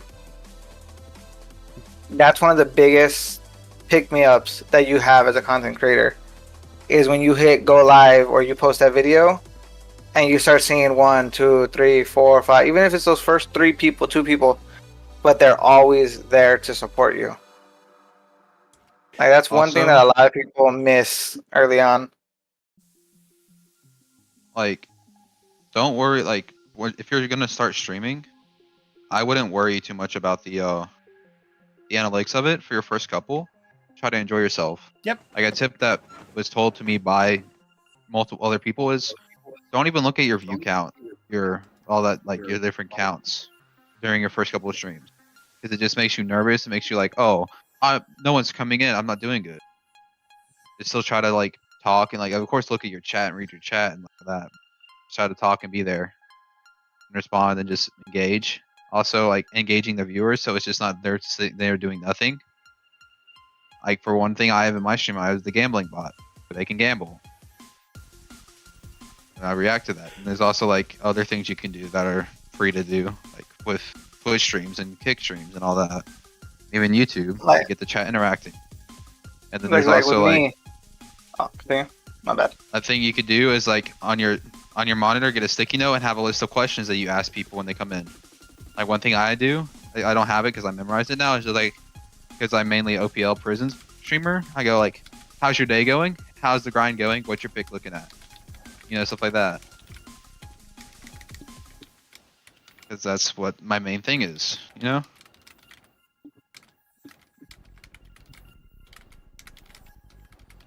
So I feel like we should segue into like our last topic, and I feel like this one's gonna hit a little more personally to home, just so like I guess they can see that more personal side of the streamer. What is something that you would tell them, like if you have somebody that you lost, like they're no longer here with us, who is it, and what would you tell them if you could today? I feel like everybody has like somebody that they lost, that they were very much motivated by as a young age, or they looked up to, and like I feel like they wish they could tell them something today. If you guys are comfortable with that. Fun fact, I don't. I don't have that person. And not to say that I haven't had loved ones and people that I care about lose their lives, but I'm actually, I guess maybe this is sort of a hot take, but like a lot of people, at least in my life, like they've been around and I've cared for, or like had like was affection, like I've had my affection with them and stuff like that, but they don't define what I do, what I want to do, where I want to go type of thing. And while I can get the idea of like, what would I tell them? I feel that it's one of those things where like I need to move on and live my life anyway. And there's nothing I could say or do that would move things forward. Did he go robot for anybody else or just me? Sorry, what? You got cut off at the end there for me. What was that one more time? I don't know what part. Like the very end. Oh. Like right before you said what? Oh. It's just like there's no one really like of him. There's nothing that I could say or do in like an interaction with someone that has passed away that like would be able to move me forward or like help me with what I would be going through type of thing. Just because like there's just so much still to understand and grow and move forward on that like there would never be an end to it. And it wouldn't even be like one person, it'd be so many people just to talk about it. Because I mean, if anyone knows me, I talk. But at the end of the day, I was gonna say I'm like kind of like the same way as you, Wingless, because like I have lost a decent bit amount of loved ones, more than the average person, I would say, just because my my grandfather had 10 siblings and I had a lot of aunts and uncles and cousins yeah, same. that I was Oh, pretty damn. fairly close Yeah. to, and like it's just a lot of them are getting in the ages where like death is coming, you know, and you know it is, and they live their life and they know that, and they know, like, you know, but they're just trying to live out the rest as best they can. But for example, like my my grandfather, he was like my main father figure in my life. He passed away last year to cancer, and it was like very hard. But like, I don't think there's anything I want to ask him, man, because I just don't want to like, I guess, rehash the feelings of losing them again. Yeah. Well, I wouldn't say more so like And- ask them a question, but just like speak to them. Like just have like one last conversation. Like it could be about Well- anything. It doesn't have to be necessarily asking them, but just like one last conversation. I don't know. It's just I can get very emotional about stuff like that, and I don't really like. I just because you know I was raised for most of my life without a father, and I'm a single mother, so I am more like emotional than the average guy is. You know, Yeah. Yeah. that makes sense. Just because that was my main influence, and I just wouldn't want to bring up all those like the feeling of like losing them and being lost. Because like my great grandmother, the only person I talked to on my dad's side of the family after my parents got split, she passed away, and when I was in like 7th grade, and it happened to be on the same exact day as my brother's birthday. Damn. And instead of like them calling us and telling us, or just anything like that, I was in class about to take a test, and my phone goes off, like literally 5 minutes before the test goes, like before we're about to take the test, and I just see a text that says, "Great Grandma Grassy passed away." Oh shit. Yeah. That was like not my name. That's just like that's their side of the family's name, so I don't really care about that part. It's just it hit different, and I went and took the test. I made a 10 out of 100. Yeah, And it of was course. just like I was not. I just Your could not mind think was just out of anything. it. Yeah, because I was just the only person I talked to on that side of the family is gone. And it was just rough, and I was just like, I think the only thing I would want is have her teach me how to make a lasagna. I'm sorry for laughing, but that was kind of adorable Well, of it's you. just she made the best lasagna, and she never like I only had hers 2 times. Man, they were the best Oh, thing, and she taught my mom how to make them, but it's not the same. Not that yeah. great grandma love. Yeah, it's the love that the grandmas put into their cooking that does make their food taste so much better. Nah, but for me, it'd probably be my grandpa, to be honest. Like, if I could just have one last conversation with him to hear his voice again. Because he was sick. He was going through a lot of different things. His kidneys were failing. Like, he was getting old. And it was on I want to say I can't remember which birthday, like 13th, 14th birthday. That's the day that the hospital told us that they were pulling the plug and that he only had a couple days left. So by the time they told us that, he was already just like out of it. So I never got to have that final conversation with him. If that makes sense. Yeah. So like for me, it'd probably be him because he taught me a lot about being like a man, like how you're supposed to treat a woman. He taught me so much that like I wish I was able to have that closure, or even just to hear his voice because like it's been so long where in a sense I've kind of forgotten what he sounded like. So like just to hear his voice again, I guess that'd be for me. Or just like not even ask him anything, but just hear him just say hi. I was Whoa. at work and my sub for you auto renewed, Mando. Yeah, I was like, yo, Sigma, thank you for the follow. I Or not wasn't the follow, even the sub. on. And I'm like, know. fuck, why did it do that when I wasn't in stream? It's like the same thing on Twitch. It auto does it. Where's the setting for that? Oh. Because That's a good question. I have no on clue. Twitch, I believe it auto renews when you're in the stream, not when it hits your time. I don't know, man. You done got feather. But yeah, when I the think- children at work get a message. It's like, hey, it's like, what? I wasn't even watching right then. So But- what question should we throw at Sigma now that he's popped into the podcast at the very Hot end? take. Hot Wait, this take. is a Hot take. podcast? Right, give us give us a hot take, feller. Hot You're take in of here what? now. Just in general, like a hot Anything- take that you have, bro.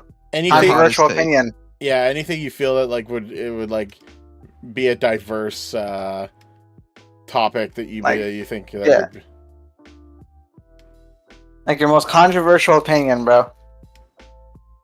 It's trick or treat. I swear to God. What? This man's trick or treat. He just wants to start a fucking argument that we had the other day, remember? You said most controversial topic. Why is it controversial? Remember the trick or treat and trick or treat argument we had the other day? That's what he's referring to right now. I don't Oh say my that. god. I don't say that that's controversial. It's just like, it's just that It's there's a cop out. It's not He's trying to do a controversial. cop out. He's just wrong. yeah, there's there's just multiple ways of saying it. That's all.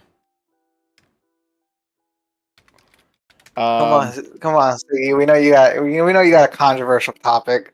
It could be about anything, bro.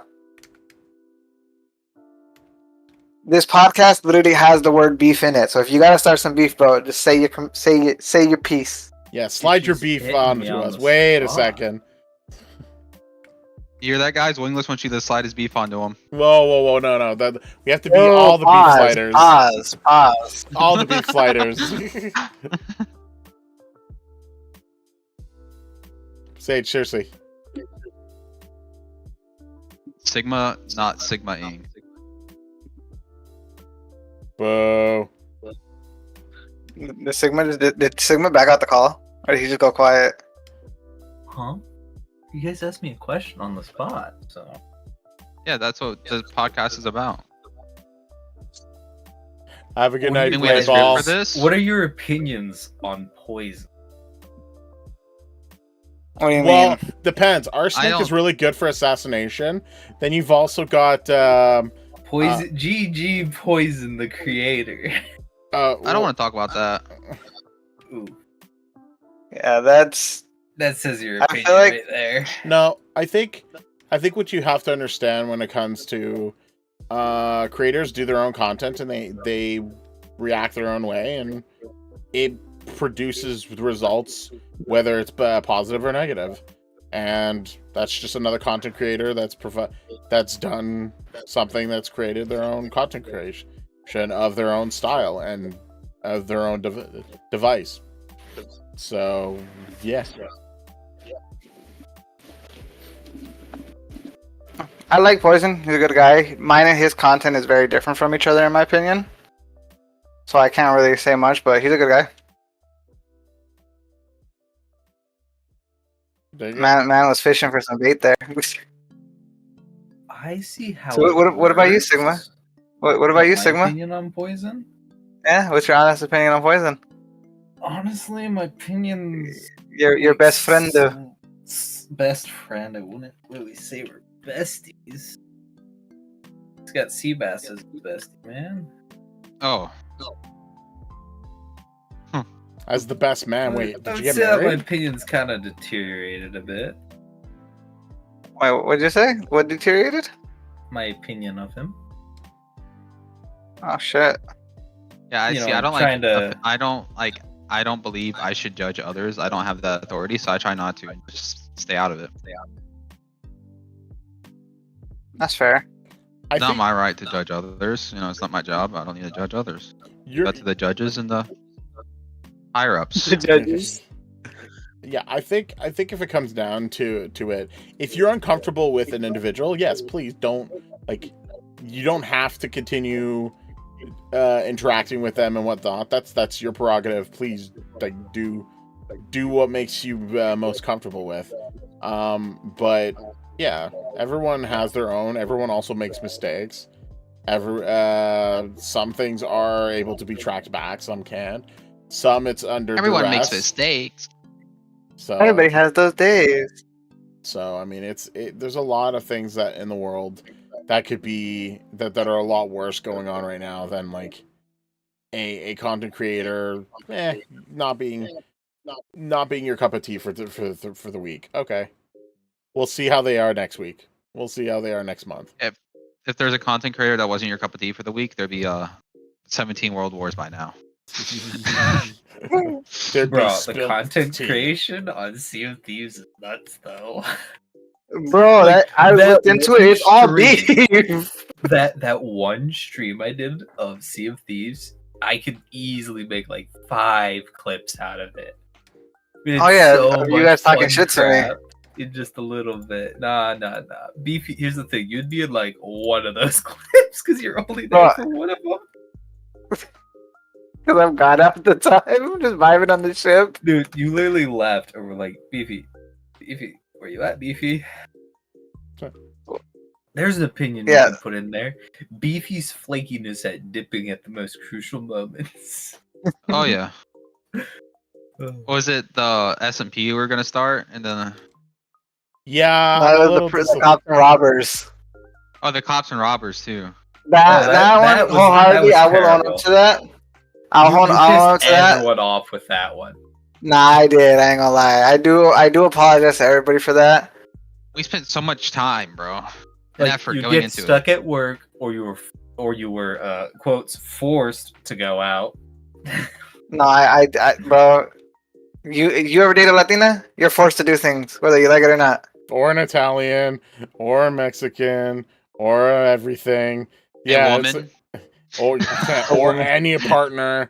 It's not. It's all over the place.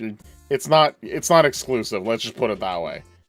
Or I say Latina because she'll or stab my ass. I've Greek, told her no. or Filipino, More like throw a or chonka. Asian, or To the black, Philly chunks. or like it's all over the place. This is a throw it at- controversial topic. What? Everyone is sassy. No. No, I was joking about like throwing hold a on. sandal at you. You know. Which type of Ah. girl, ethnicity of girl, is the most sassy? Bro, that's what I was Cheeto trying girls. to say, and not. I was Cheeto trying to girls. say that without saying it the wrong way. That's not Oh, an bro, those- Use the ethnicity. word ethnicity. I'm just saying. That's the girls though. In high school, they wore like sweatpants, a t-shirt, and ate hot Cheetos. They have the most sass in the world. She's talking about Latinas. No, it's not just Latinos. No, Just it's like that, like that brand of girl. You know what I'm talking There's about? a brand. Yeah, That's Oh, all, God. yeah. Now we know what he's talking about. I think They wear sweatpants, t-shirts, and then have If you were in hot like a Cheetos mid or to low income tacos. area, you had that girl, and at least in one class. And there was like about 15 to 20 of them that went to the school. Mm-hmm. I don't know. I think There was one for every classroom, bro. there's like a spectrum of individuals, and I think depending on like where you were located, because I moved a lot, at least in Canada, and I've just found that like depending on like which type of school, private school, public school, Catholic school, non-Catholic school, or like non-religious school, you just had like a different vibe of like things going on. And then you go like schools that are like more multicultural, one that are like it feels like they're still like almost segregated, but not really. It's just the area that just has like a majority, and you end up just getting different environments. None knows about segregation. But it's just all over the place. So, but I've like just dealing with people of all like variety. I've just realized that like, man, I hate like so many attitudes, and it's not even like a girl guy thing. It's just like you just got people that have just got like a unique level of like gremlin in them, and it's just like, all right, you can go live in your own little like troll hole. Go away. Bump face. Woo. Which ethnicity has the most cheaters? Wait, The ones that eat the most cheese, but wait, it's Wait. most definitely. Well, hold up. I don't know. I was gonna say Latinas. Not well. Because a Latina would cheat on you, blame you for it, and then try to hit you over them cheating.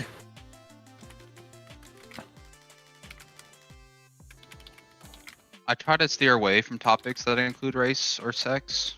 So I'm gonna skip out on this conversation. yeah. There's no point. That's fair. That's fair. It's more like Sigma just wants to start being a troll, but at the end of the day, Beefy's the one that came up with all these cheating topics. why you think so many baby mamas and dads? I mean, in general. Yeah. Why you think 16 and Pregnant was a show? Crazy.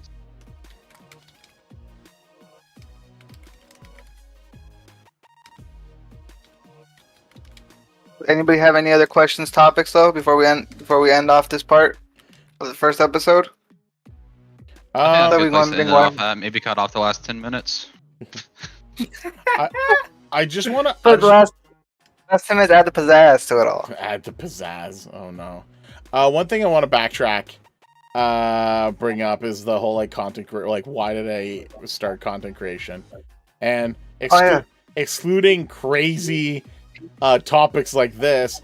I like the community. I like interacting with the community. I like the multiculturalism of it. I love like getting to know new things, getting a different perspective on things, but also doing it in an environment that like I enjoy.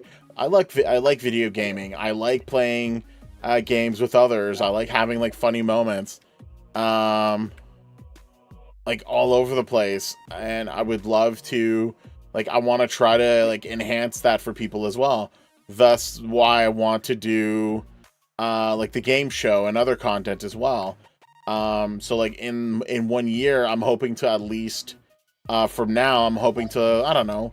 My goal is hopefully to try to get to 2,000 by the end of the year and subscribers, and then just see where I can go to the next step. So set myself little goals and just try to better not just my content, but just try to like help people where I can and have people enjoy the content that I make, but also like be involved in like the content in one way or another so that they're happy and they feel like they're a part of a good community.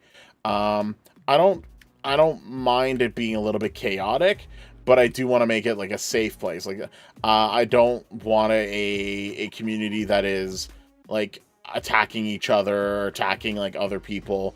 There's enough heartache in the world that let's have fun instead. Like let's be happy instead.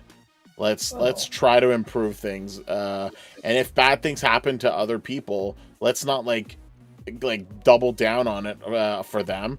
Just maybe check to see if they're okay, and then okay, well, I'm going to continue this way now because I want to continue a specific type of thing I don't want to do, and then that's it. Yeah, and then adding to that real quick, this is to my audience and my audience in particular because I've noticed they've been fucking doing this. Stop fucking attacking Poison from the day of the subathon. Me and him are on good terms. I need you guys to not be trying to start problems between me and Poison. But at the same time, it's a matter of like, you don't know, and I've gotten more information, but you don't know what's happened fully, and it's a lot of hearsay for a lot of the people, and it's stuff like that that ends up leading to like more like problematic situations than anything else. What they want to do is what they want to do. What they have done is what they've done. If you don't like the content that he does, that's fine. Don't evolve. You don't like my opinion that I'm telling you not to be mean to someone else? Okay, don't watch my content. Like, that's fine. You're allowed that. That's the great... Well, one of the cool things that was able to come through the content creation was meeting a whole bunch of people to play with. Yeah. Yeah. Like, I want to continue I literally that. dropped my first stream of Sea of Thieves. Some random dude on Twitch joined our crew, and we had like one of the best sessions I've had. Bro was shitting on me the whole fucking time. Yeah, he played for 2 days, Beefy, and he's better than you. He was shitting on me, bro, the whole time. But like finding all of you guys too, like I found Poison because I did content, and like me and him just met each other and started doing content together. And then met all of you guys. Now I'm doing content with you guys. It's just pretty much expanding. Yep. Yeah. It's a And sick part of it. I think you, right, Sigma, you were like my intro into the whole group, I feel like, if I'm right. You were like the Maybe, first one that invited me. I think you were the first one to invite me into a Discord call with everybody. If I remember back. I just remember that day I decided to join Wingless's Gens Realm. Back on that 3 months ago or something like that, Wingless. yeah, that's a while ago. And then that's, yeah. Here we are now. And still going strong.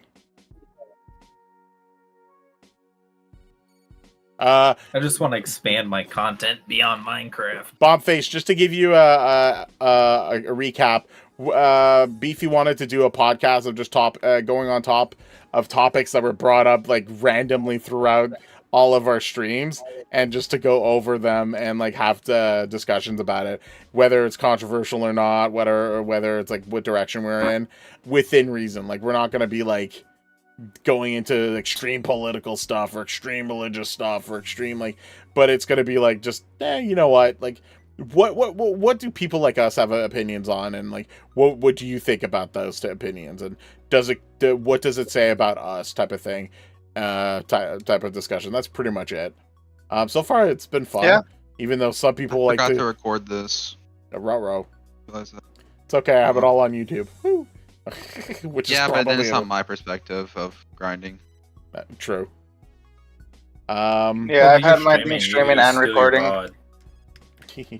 With Kick, you can only download in Oh, and you have to do it from an external resource. Forgot about that. Can't do it through Kick. But just to wrap up the thing, my goal in 10 years, hopefully, maybe even sooner, hopefully sooner, is I do want to get to a point where, like, yeah, I can make enough so, like, I could support myself off of it, but also I want to help not only other content creators and, like, build, like, a really fun community and networking, but, like, hire some people to, like, move things forward into better content, but also build a good community to be able to help other less fortunate communities, and not just communities in regards to content creation, but like, hey, there's like SPCA and like animals, or we need like we're dealing with a lot of shortages on like the actual air and like needing to plant tree stuff. Oh, we see that like, oh, maybe Mr. Beast is doing another tree thing again. Cool, we'll get involved with that, because why not? It's like stuff that we can help out with collectively. And I think that's been one of the most powerful things I've seen to date, is how powerful all content creators have been with like the level of donations, the level of like charities that they've worked with, the level of things that they've moved forward on. And I'd love to be a part of that just as much as I am a part of developing like a really fun community and have fun with like making jokes and silliness against my sister and interacting and getting my head blown off in Borderlands by other characters, or have people watch me die and steal my gun. You know, all that kind of I stuff. was waiting for that to come up. Hey, And, bro. like, I don't know what he's talking about, man. yeah, just wait for the short that's gonna come I didn't out see soon. nothing. I was ahead of all you guys. You know, I was off on my own little adventure looting. I was letting Wingless kill the dude so he could get back up because I didn't think I could get to his body in time. He died. And I killed the thing he was shooting at and he got the best gun in the game. Sorry. And then refused to dupe it for Wingless. I said I'll give it to him, but I don't want to dupe it. No It's my first dupe. playthrough. Like I said, I didn't want any like cheats, anything like that. I just want the raw gameplay for my It's not Yeah, cheating. no, I agreed with you on that It's one. not cheating if it's a game design. That's the way I see it. Sorry, Okay. Is it it's tech- It's not in cheating if game it's a design? bug. it's an exploit. I wouldn't It's not consider- cheating if it's a bug or exploit. Confirmed. Yeah, I Take that, From a QA tester. from a QA. Hey, test. bro. Everyone in chat, if you ever get banned on OPL again, use that argument. Confirmed by Wingless.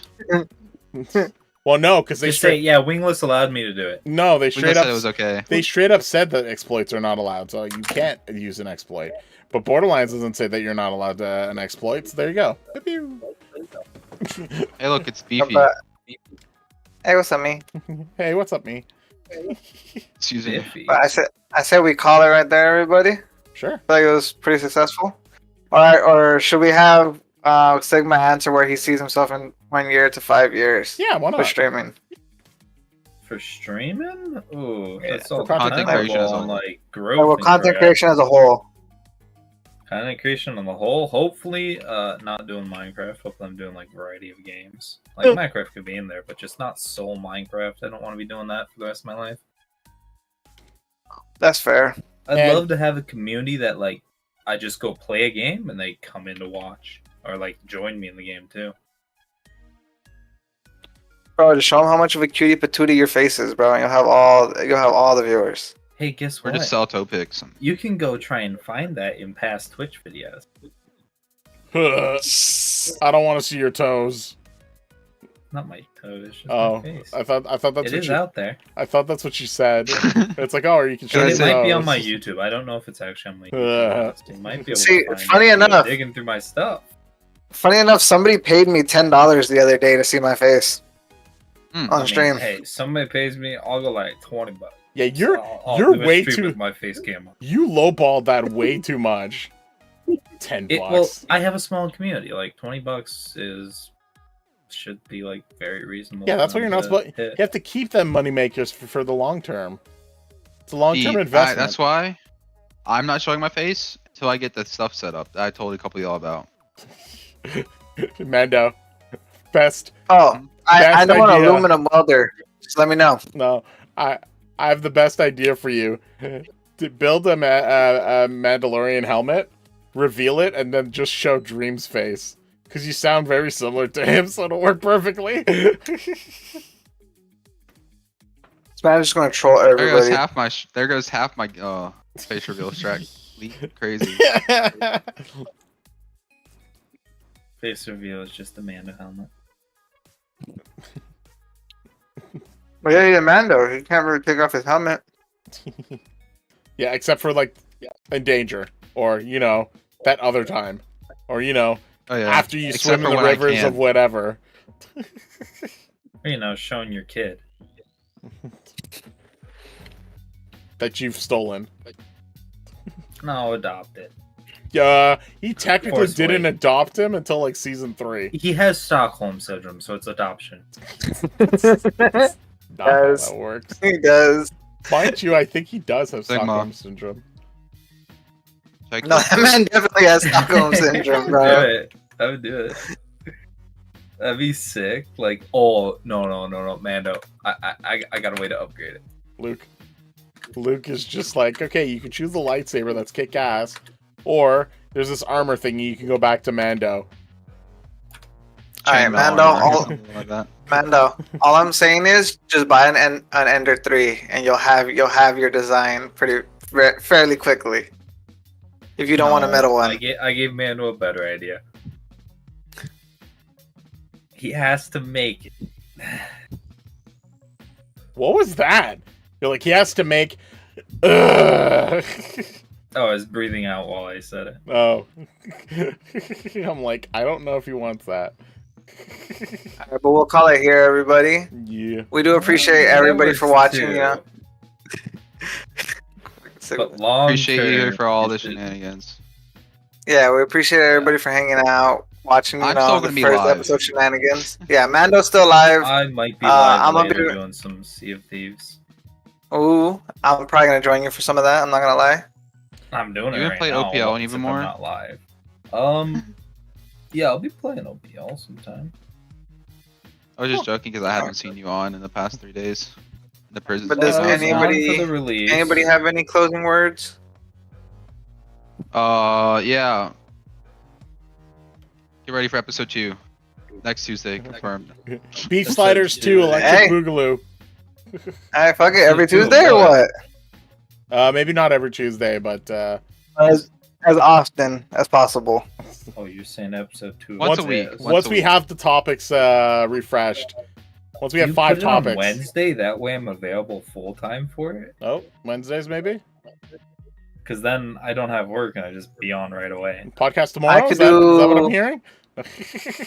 No. Back to back? That's wild. Next Wednesday. Yeah, I could do next Wednesday at 12. That's before I go to work, so yeah. 12? Oh, that's 2. Well, it'd be 12 my time. Yeah, Yeah. 2 for you, 3 for Wingless. I don't know what time that is for Sigma. I have the same time zone as Mando. Oh, okay. Sure.